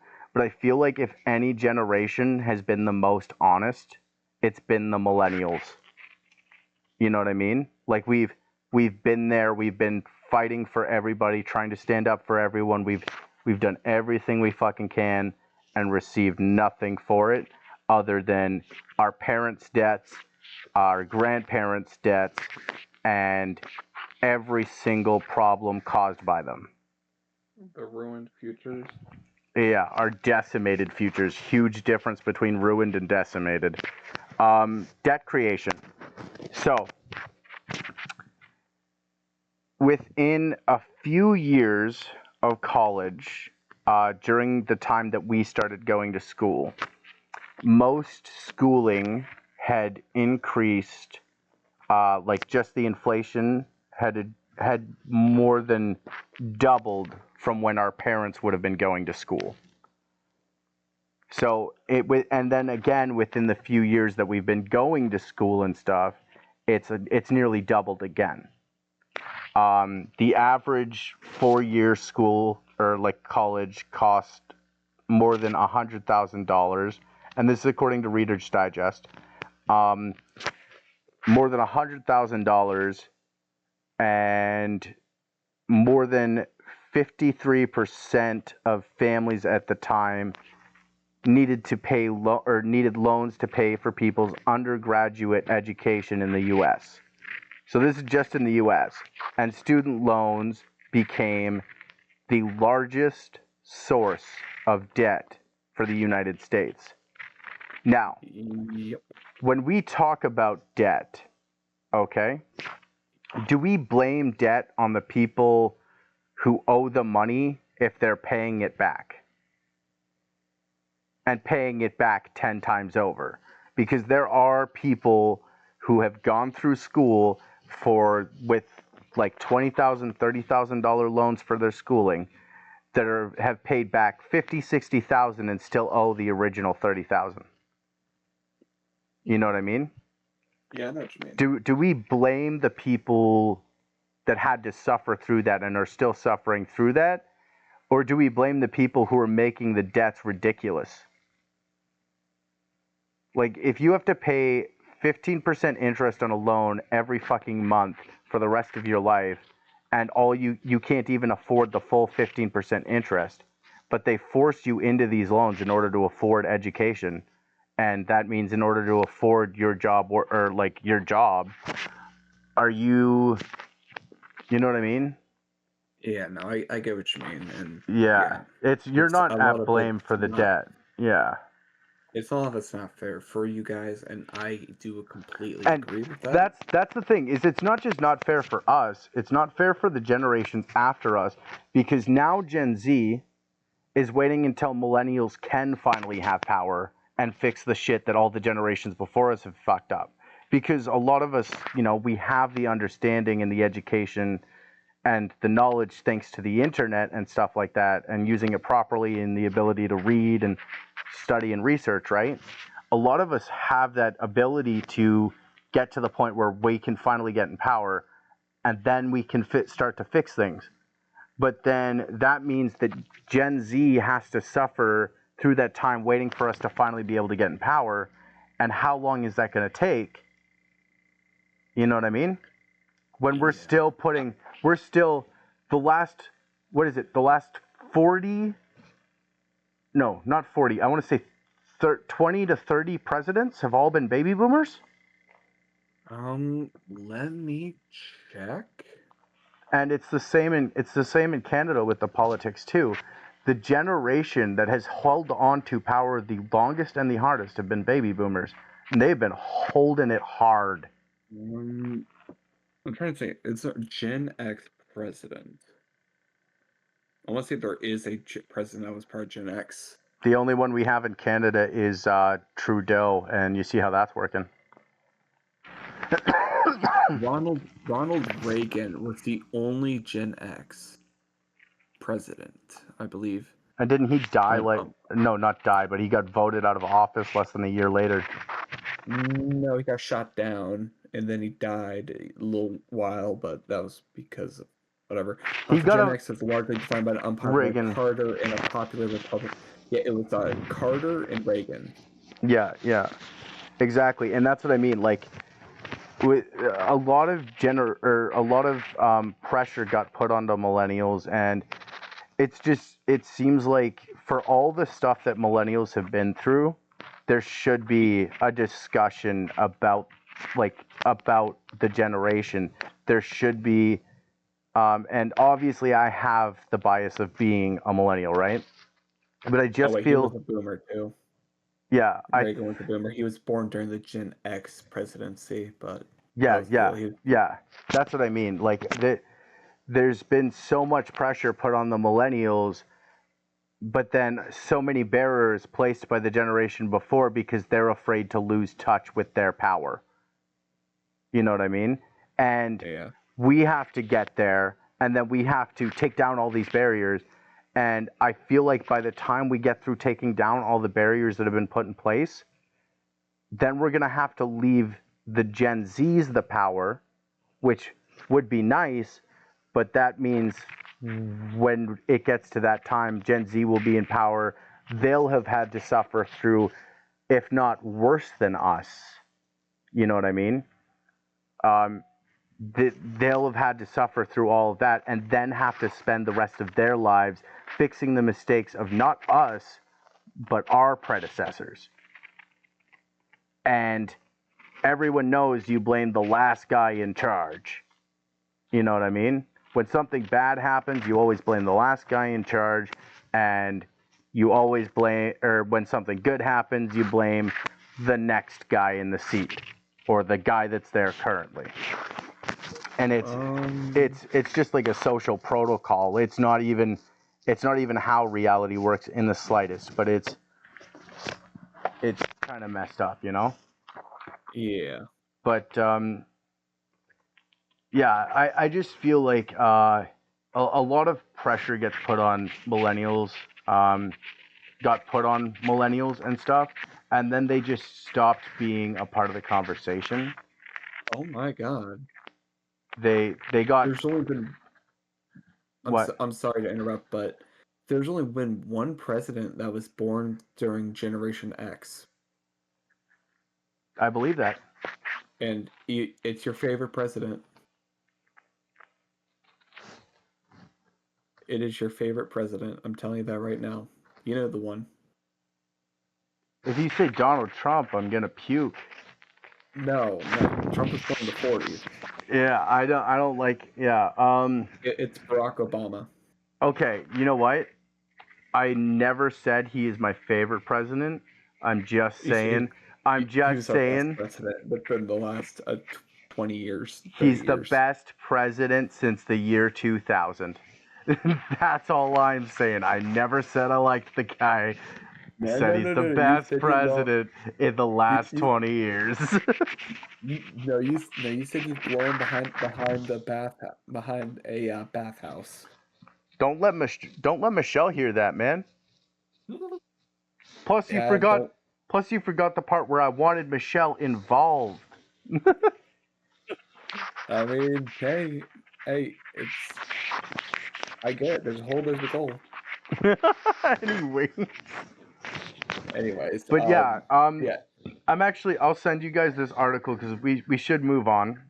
We're getting close, but yeah, I want to send you this this article that I'm reading, and I'm gonna link it in the video later on, so that it people can read it too.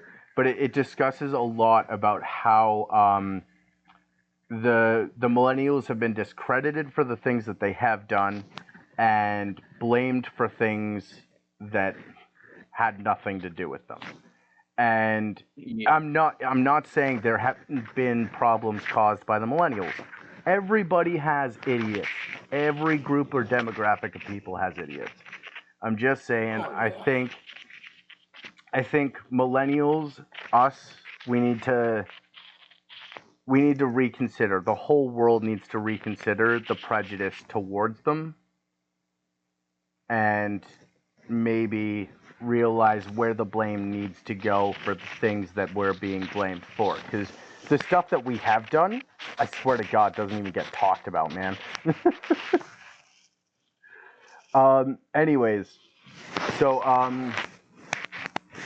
speaking of millennials and our ridiculous obsessions, anime and manga has been a thing for a while now.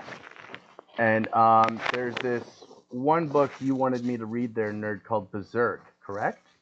Berserk, and yes, it's mainly because of the fact that I've been. Okay, so I've been trying. You've been asking me for dark stories for inspiration in your book series. It's not. So I want to clear that up real quick because I don't want people thinking I get inspired from other people's literature. The important thing is when I am reading or watching or listening to a darker construct, when I am embracing myself in a gothic culture, it puts me in a mindset to write better because my writing is horror concept, right? So Okay. Put you in the mood. It puts me. It's not that just that it puts me in the mood. It puts me in the mind frame to tolerate what I'm doing because I need to desensitize myself to get that dark. You know what I mean? Okay. Sorry.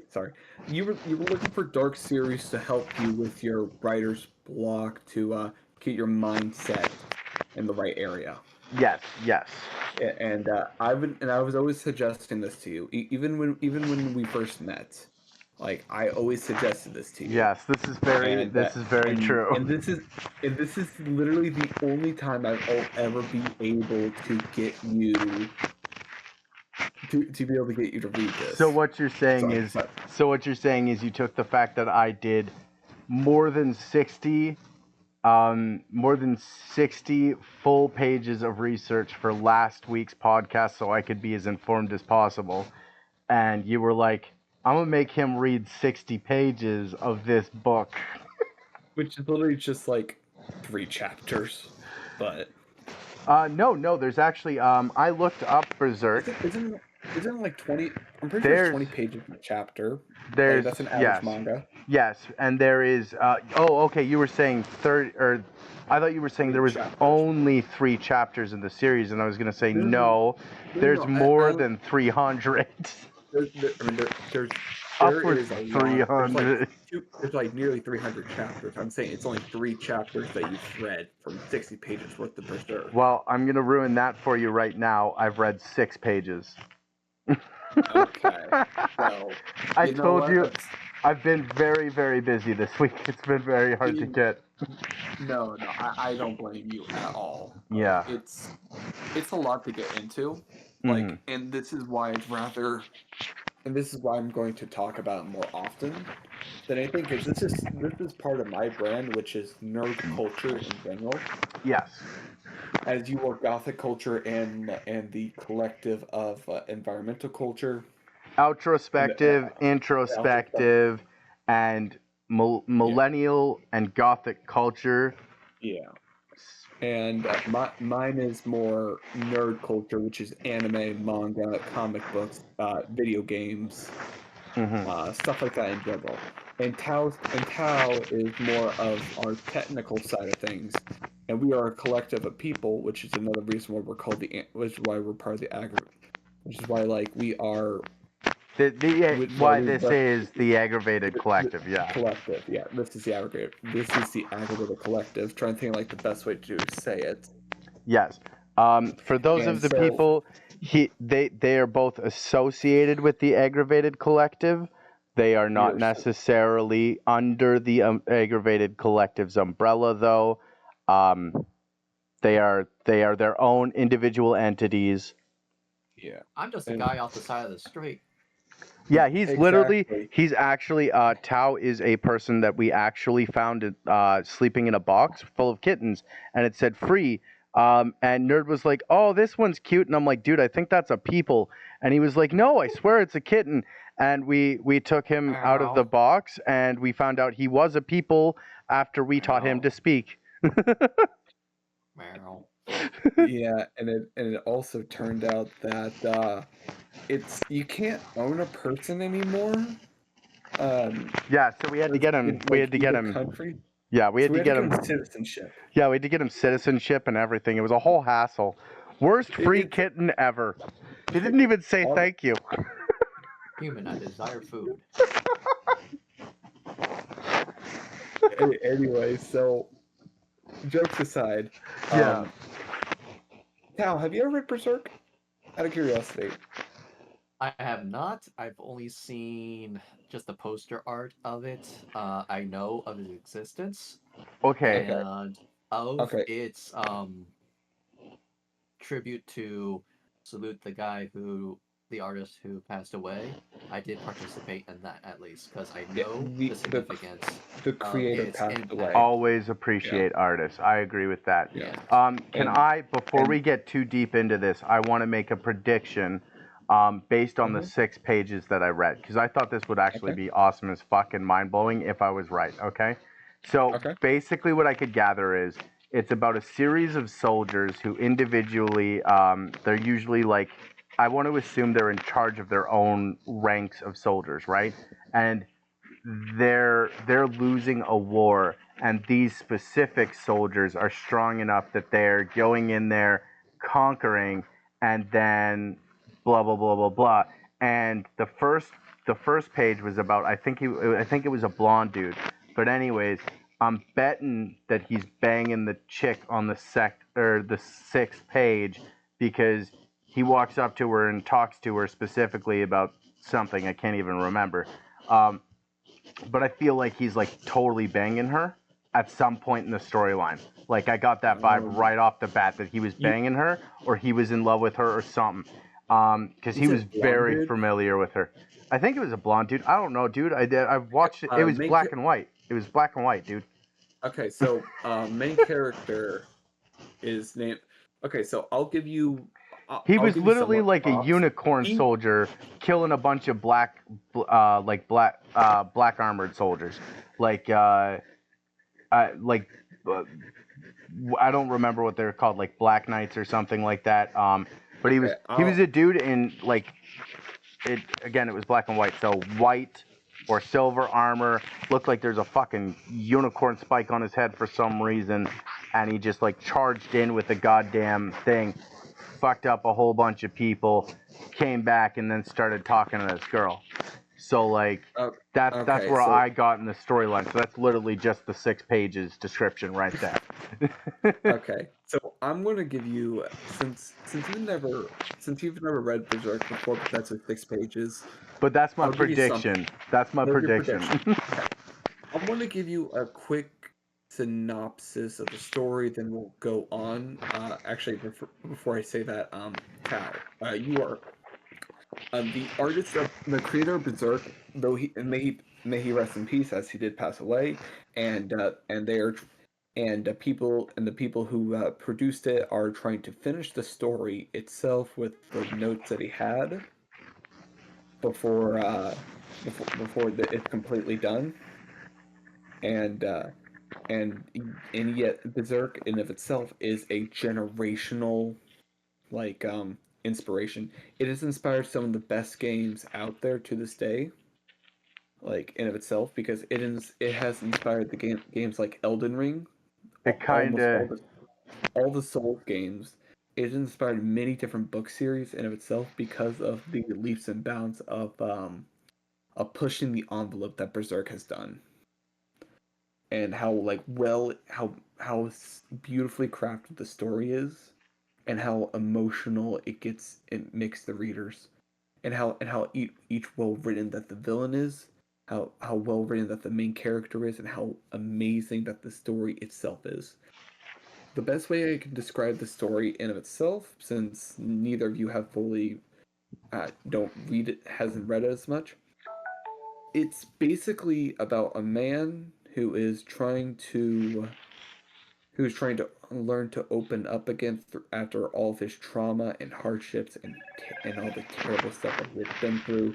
He's so learning to reconnect with people through so all of it, soldier coming home kind of story.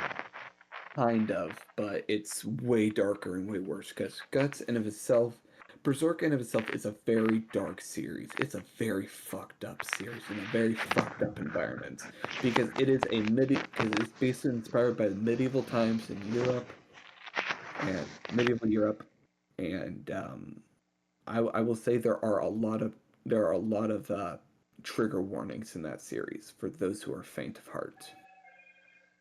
Word. Yeah, and right now I am kind of Good thing I have a what's prefixed fascination with the macabre.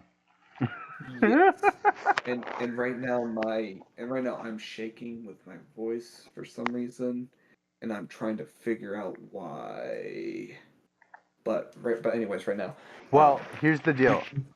If you the series in of itself is extremely dark. It's very gory, but it is so beautifully written. The art style is genuinely amazing. And I know there are many people who have I already read can Berserk and who are really already into I it. can Maybe attest. I can definitely attest that the art style is actually very. It's very interesting. I like the hashing, and the art style actually matches the time flow. So back like the style that the artist is using actually dates back to like medieval times, pre-Victorian era, if you will.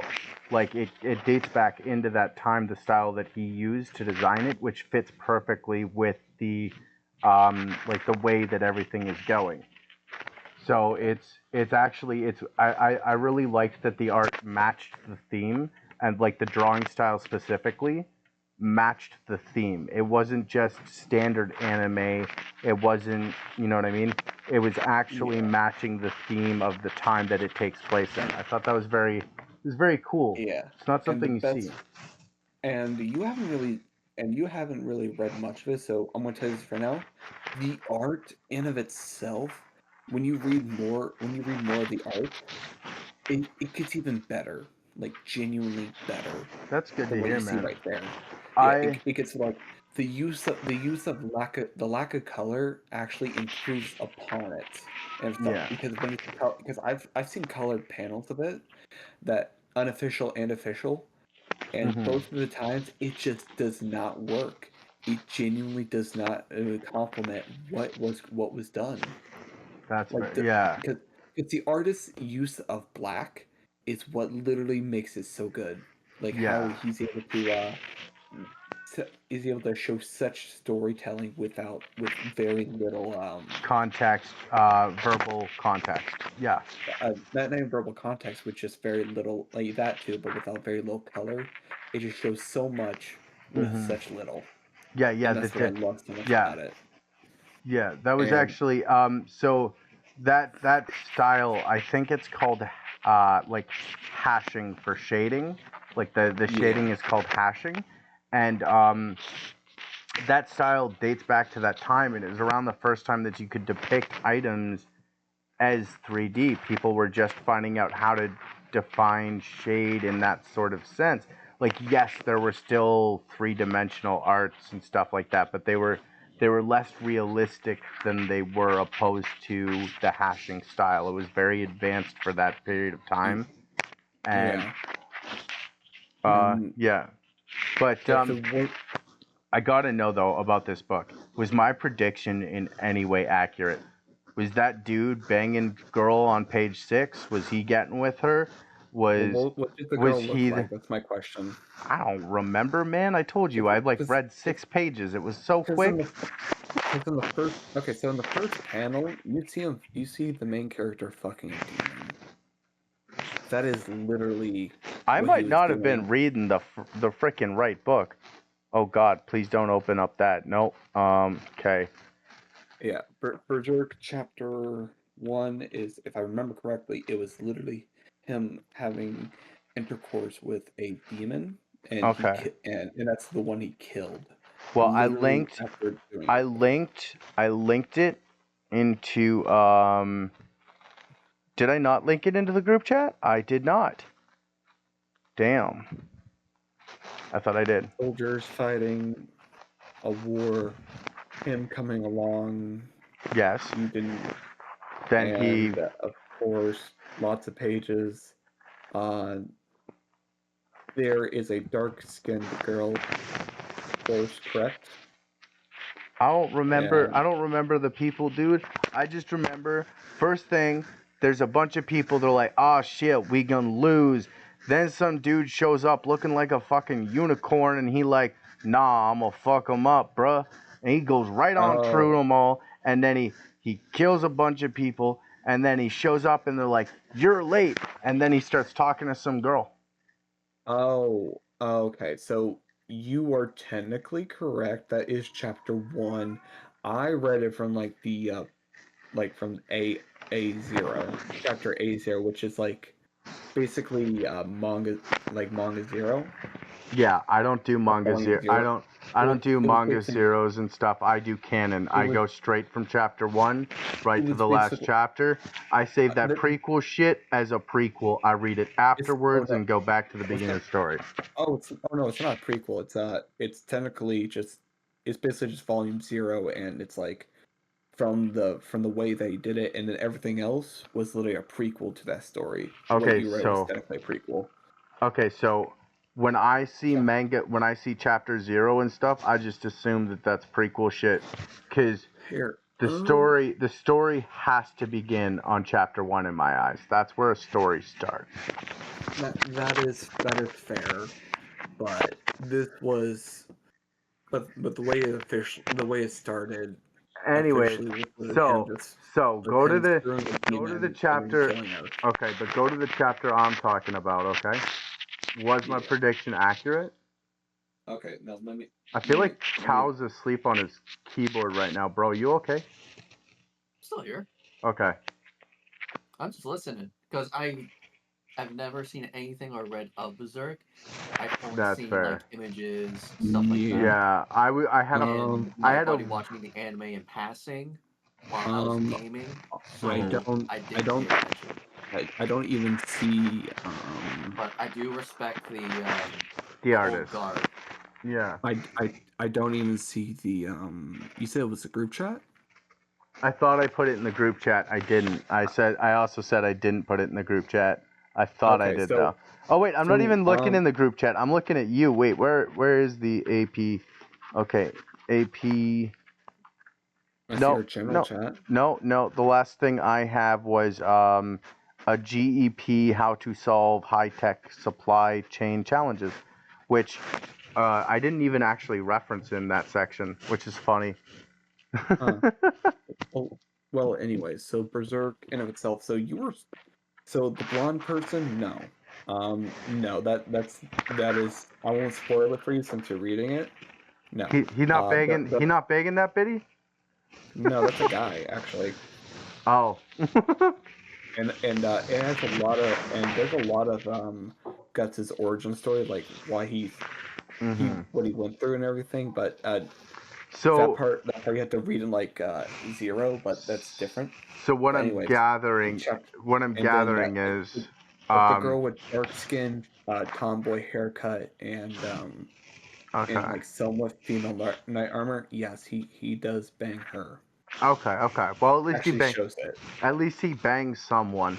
Um, Well, but what I'm at gonna first he got banged, but that so was different.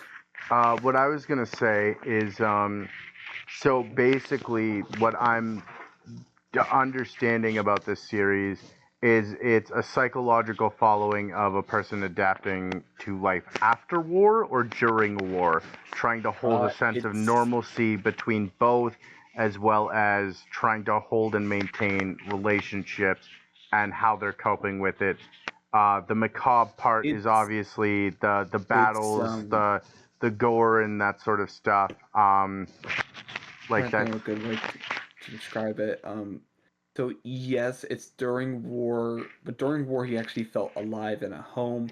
After war, it's still technically the war's still technically going, but it's at like a basically a ceasefire. hmm And then and then there's even a part after that where they are wanted by the kingdom that they defended, and their whole team died, and the main character and a lot of stuff happened to him during the time, and he just at a certain point refused to open up anymore to anyone Okay. through that, and he started to slowly but surely learn to open up.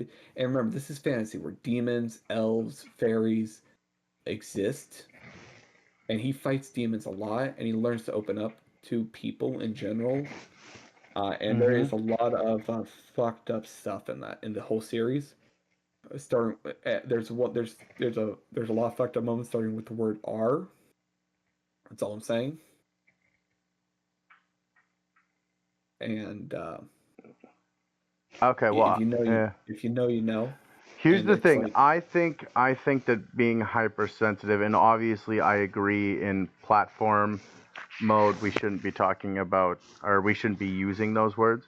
But yeah, I think hypersensitivity to slang and derogatory terms that come from a time before social no, no, awareness no, no, no, is a no, no, little no, bit no. hypersensitive. I'm just saying no. I'm saying this for It's like not to the slang. I'm audience. not saying the slang I'm term. I'm saying, talking about like the actual physical action that starts with R.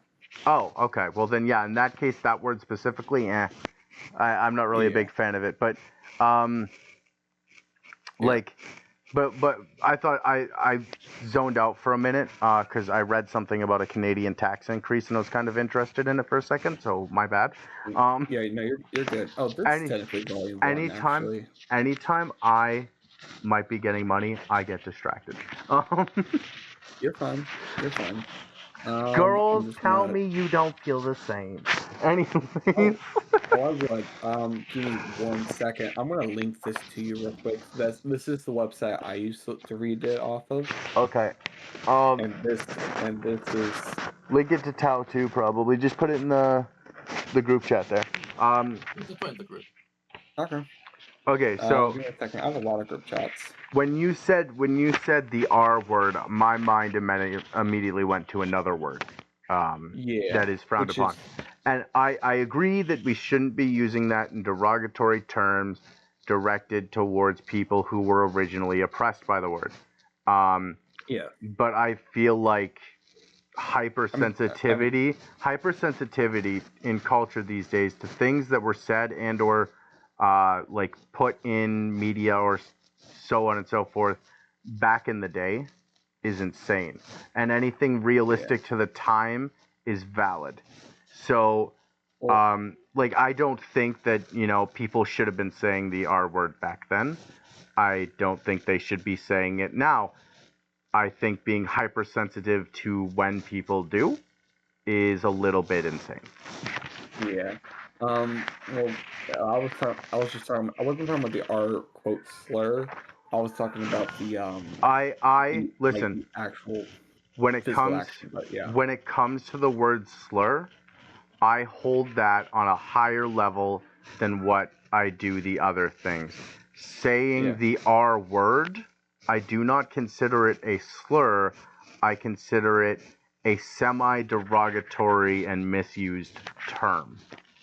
Well, the main Whereas character. whereas there are words that perfectly fit into that slur category, right? Yeah, and but there's also a one more thing. Like there's also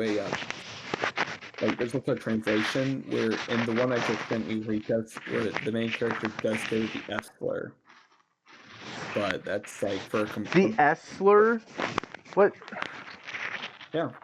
Okay, He says like once in a panel, and that's it. But that's also I through don't I different don't stuff. know what an S slur is. This isn't F some. F like fan F slur like fuck.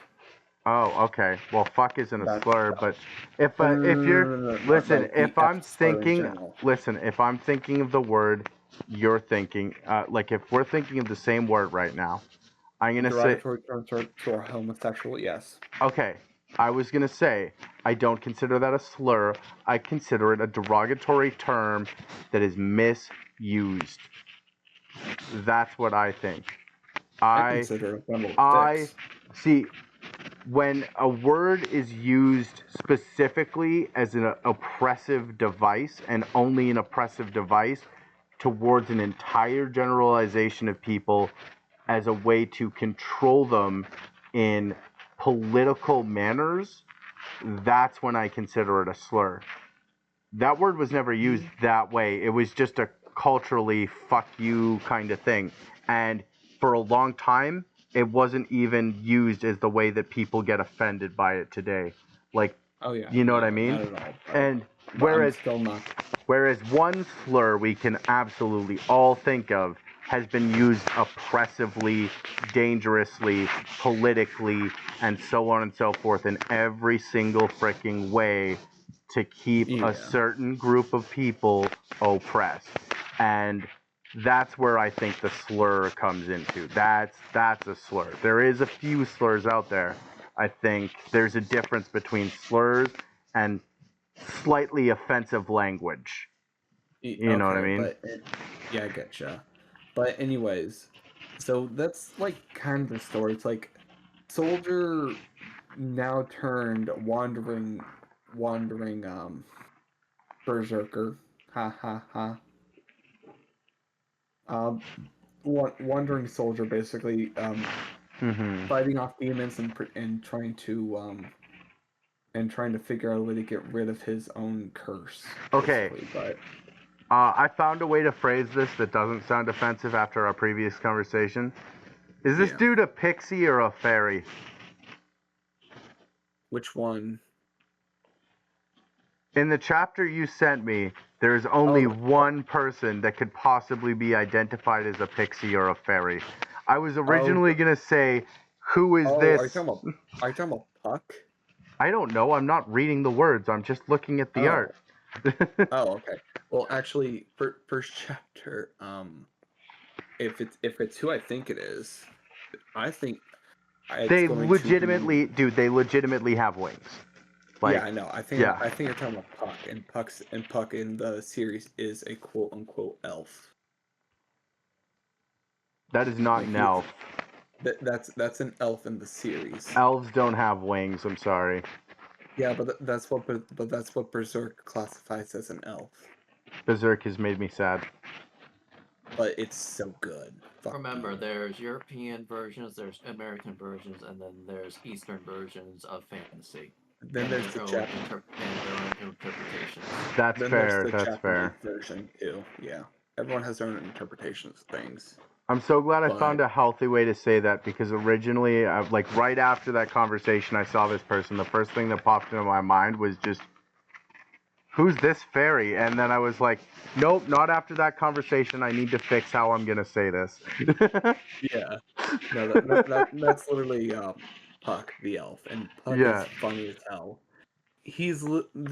That Puck is literally the first character that literally breaks through Guts's Oh, one emotional sec. barriers. There we go. Let's go back to the call here. There we go. Yeah. Oopsies. I was streaming our private conversations. I mean, it's just showing Johnny Depp. That's it. And how, like, who doesn't want to see Johnny Depp and how It did. sexy he is? It just showed it Johnny Depp in the Berserk thing. yeah. I linked. And that's it. Yeah, Oh yeah. well. Yeah, that's it. But yeah. But yeah, But that's still basically in art style and inspiration through video games is like one of the things I love about Berserk the most because it has a lot of cultural impact. It's a yeah. small cultural impact, but it's still an impact nonetheless. I And I think speaking it's of culture, possible. I think it's possible for me to get into it.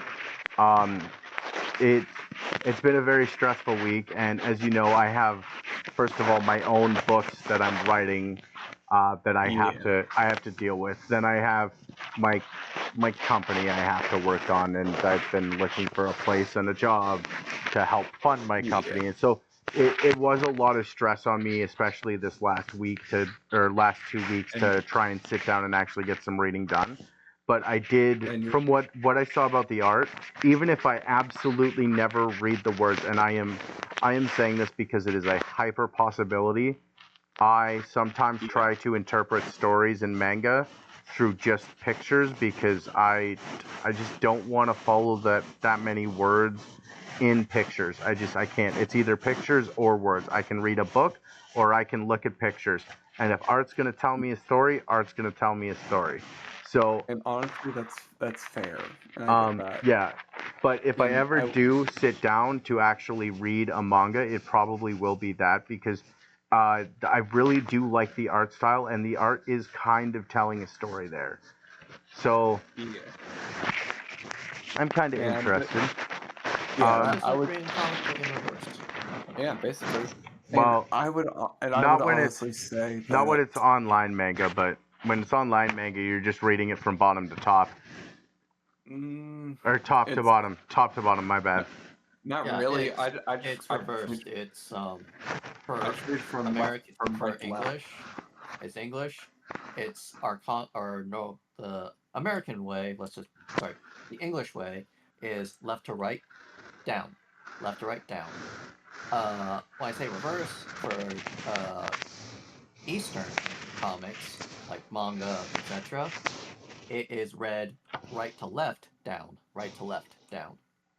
Okay. Yeah, it's just right to left. There's no difference. Like I'm. besides left to It's right, it's just right to left. It's so confusing to me, anyways. My brain just doesn't grasp it. I've had manga before. Used to be an avid fan of Inuyasha.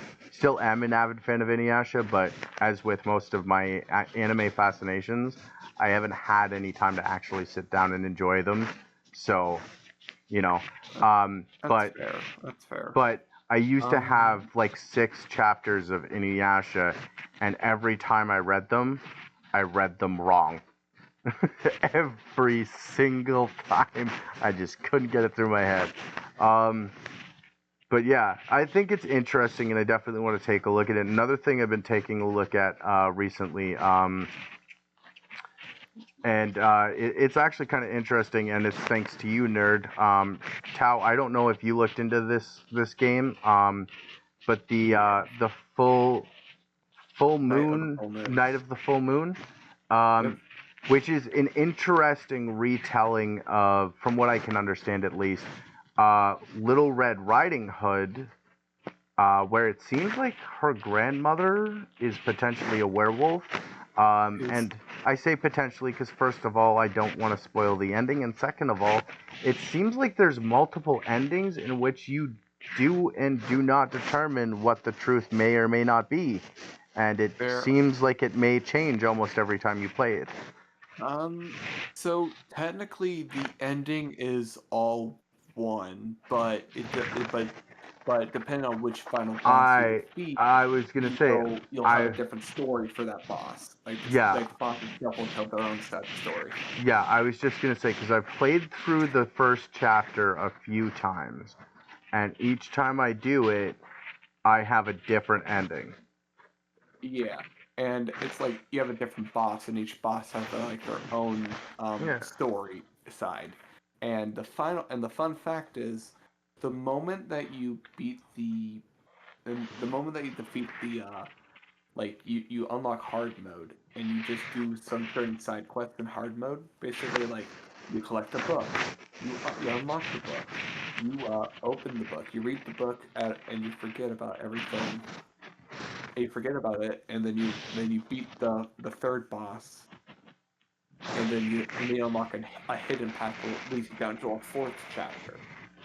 The fourth Hmm. chapter, once you defeat those characters in the fourth chapter, then you defeat the true boss, which is the forest elf guardian. You Oh, then get that one's a don't worry. bitch, though. I'm telling you right now, that one's a bitch. Because even if you kill that thing, it revives at full health twice and then revives again, losing health. Uh, no, just revive. No, I think you're talking about the mysterious stranger. I'm The talking about I'm talking about someone. There's like 3 characters in that game that do that, where you killed them, then they revive. Most of them they come back with like a different, a smaller capped health, like a smaller max health. oh And oh then yeah, the one at the very end you have to fight is revives twice at absolute full HP, same level of HP, 225 HP. Then it has a whole bunch of armor and crap too you got to get through, and then when you kill it a third time, it comes back with smaller HP. And I don't know what happens after that because I kept dying every time I got there. Okay. Well, here's the thing. Tomorrow night. I'm gonna be streaming Night of the Full Moon either way because I Okay. love that game a lot. It's really fun. It's a good indie game, and it's really fun. I can't wait for I PvP to happen. like I PvP. like the art style in it too. It's kind Yeah. of captivating. Tao, did you manage to play that game at all or look into it? Only do like a summary look of it, so Okay. if I were to get it, I don't accidentally spoil myself. So I only do light surface See, research. Yeah. that's why you should have just gotten the game because it's free, and It's you free, should have and played it. And this conversation is basically all spoilers. I will say though, if you do get the true ending, which is literally the fourth, once it gets through the fourth chapter, because you have to get some side quests done. Hmm. And after that, you I won't spoil what happens. Beautiful story, beautiful stuff that happens. Fun fact: the DLC books you can buy off this from Red Hood Diaries, which is a prequel to the first adventure. Then there is Wishing Night. Then there's Memories in the Mirror. Yes, Uh, yes. Wishing Wish, Wishing Night is actually the sequel to the book, and Memories in the Mirror is literally just it's literally just a side character getting their own story. Yeah, yeah. I And the moment you buy, and also the moment you buy like the werewolf class, you can actually fight Little Red Riding Hood as a boss. Okay. See, I didn't even know that that was a thing there. Um, Yeah, but you I do was actually have to buy I the was bundle gonna, though. That yeah, sucks. yeah. I'm not buying anything in that game because I can't afford it. But That's fair. But what, I do yeah, have if money, you and I do already have the did. money, I know one thing. I do trust Nerd's word, if you will, the word of nerd, and No, no I word. did play through on the free version, and it seems to be a card-based strategy game, uh, in which you battle, level up, and so on and so forth. And it does actually take a little bit of thinking, which I like about it. And the art style is actually kind of, it's appealing, it's attractive, but it's also simple. and Yeah. I find that it actually was like it was a little hard to understand the storyline. They don't give you a lot of definition of what you're supposed to do at first, but Yeah.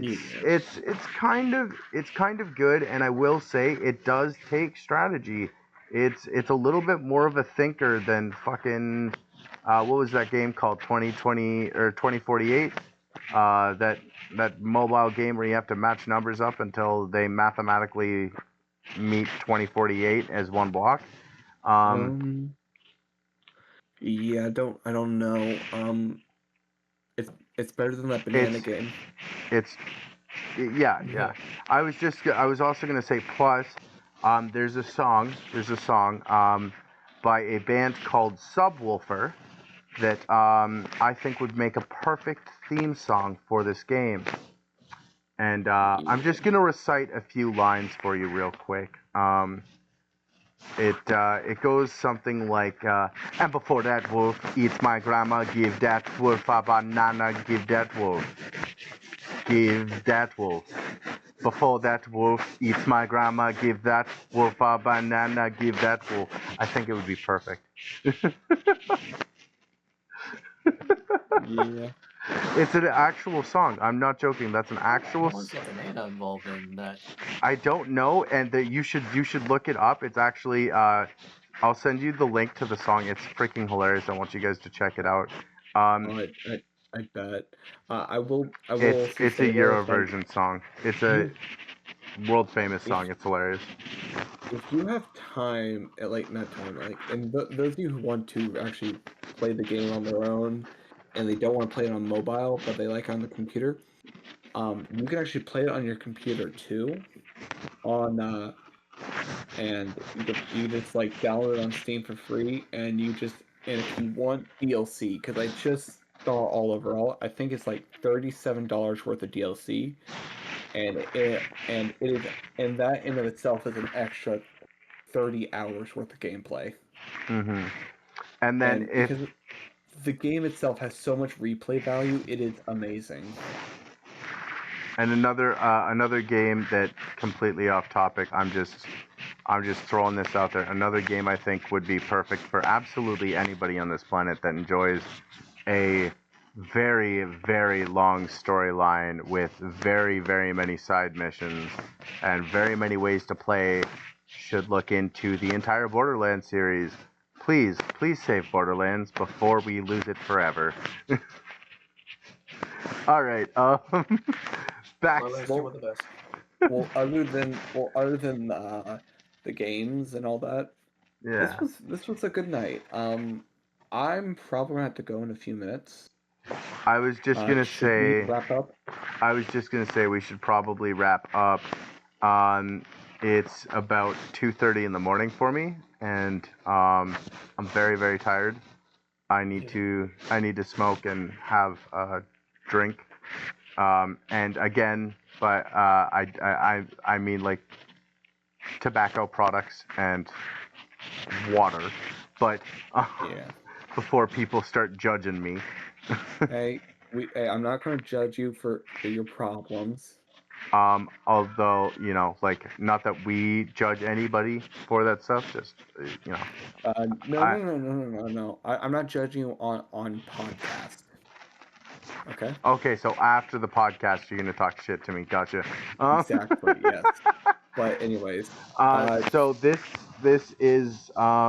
has been the Ant perspective with aggravated introspective, myself, nerd, the bottom below me, and Tao, the bottom to the right of me. uh, you can find me. You can find me at Mr. Nerd Gaming, twitch.tv/ Mr. Nerd Gaming. I do gameplay. I sometimes talk about comics. Come by, say hello. Plenty of I have plenty of room in my community for you guys, just like Aggravated does for you all. Please enjoy, have fun. It's And great. I enjoyed the interactions with you guys. And I purposely have no socials, so that way people don't bother me too much. yeah, Um, so well, so so the so secret is Tao is actually a robot himself, which is part of why he likes to talk about robots so much. And Shit. All right. Time to he terminate. and Spoiling truth. because he's a robot, he is social media. So the reason you can't find him is because he is all of your social media. He has found you. He's the thing that Fire Elon on the Musk. walls. He is the thing that Elon Musk fears every time. All right. This has been the Ants Perspective. We are small, and that doesn't That matter. don't matter. It does not matter whatsoever. But also, before we do go, tell us tell the lovely people where they can find you. Plug in the rest of your socials, man. Oh, so currently I'm not hyper active on socials, but you can find me on almost every platform at Aggravated Introspective as written. I would believe in Nerds tag and as well as like on my channel in general. And you can also find my literature at aggravatedcollective.com. I am working very hard to bring out as much content as I can, as well as work on my books. And most of the funding from my books, though a portion will obviously go towards me to, keep me alive and shit. Most of it will be to build the collective into an artist first company, allowing people to, like an artist first publishing company and media company, allowing artists to claim higher awards and benefit better than they normally do. And, like also aiming to create an outreach for other artists to share amongst each other, learn or be able to collab, and so much more. So, though it is a work in progress and it is a startup, and so far the only artist involved is actually me, making us less of a collective than we claim to be. I want you to understand that there is a goal behind the collective, and if you take any interest, my novels are horror. Not a horror, horror. Yeah. The series in of itself are horror-based series. Yes. And if you guys would like to, please tell people about us. Tell people about the podcast. Tell people about the series. Tell people about the website. Promote us any way you can. Share with family members who might be interested. Share with go to Discord servers that they think this would fit in with. And contrary to that, share, if you want to make us your dirty little secret, we understand. But anyways, please try to promote us. If you want to promote us as much as you share, comment. Any interaction helps us 1,000%. Definitely subscribe to his YouTube channel. Definitely come here to talk more. I also stream our podcast just in case you want another perspective on things, or if these crash. So come by, follow both of us on our twitch.tv/the aggravated introspective and twitch.tv/mr.nerds. And Come by and enjoy. And before we go, really quick, please make sure to pop in. I believe it will be the 14th will be our next podcast, where we will be reviewing my first book. Mostly it'll either be Nerd and Tao ripping into me saying, "What the fuck is wrong with you, dude?" Or it will be, like they'll be afraid to talk. One of the two. So, yeah, we'll see how it goes. It will be a trip. It will definitely be a trip, but there will be a review on my literature so that you guys can get a opinion that you may or may not trust on it. That's up to you guys. And then we will also be discussing many other stuffs. I don't know if these two have their topics planned yet, but I would also like to try and fit in the Gothic Victorian era. Oh, okay. So, Actually, I do have something planned for that. okay, dope. Gothic Victorian era for next week, correct? Not next week, the week after, The 14th. week after, yeah, 14th, yeah. So my plan, I mean, I think I told you about one of them, and the other one is going to be a Gothic Victorian style game. Mm-hmm. Technically, it's a TTRPG Yeah. that I'll be talking about. And you know what? I'm just going to give everyone a preview. I'm just going to say a quick preview of it. My topic is going to be about Pumpkin Night, the manga series, and World of Darkness. So wait, it's a pumpkin that only grows at night? It's a Pumpkin Night, Oh, okay. KNIGHT. Okay, so it's just And it's a whole nighttime, like a 12-hour period in the darkness of pumpkins. that's when she does her murders, but yeah. Reach through the monitor, slash across the face. If you ever Dude, I'm like, messing with you, man. I know, but I'm just telling you this right now. I know how much you like just looking at art style initially when it comes to manga. Mm-hmm. But if anything, I would 100% suggest you just look at the art style of Pumpkin Night because it is so disturbing and so gothic. That's fair. That's fair. I think you'd Okay, like it a lot. listen I up think you'd though. like it a lot. This outro has been 15 minutes long. We'll cut it in post. Thank you, Who cares? everybody. We'll edit and post. Thank Have a good night, guys.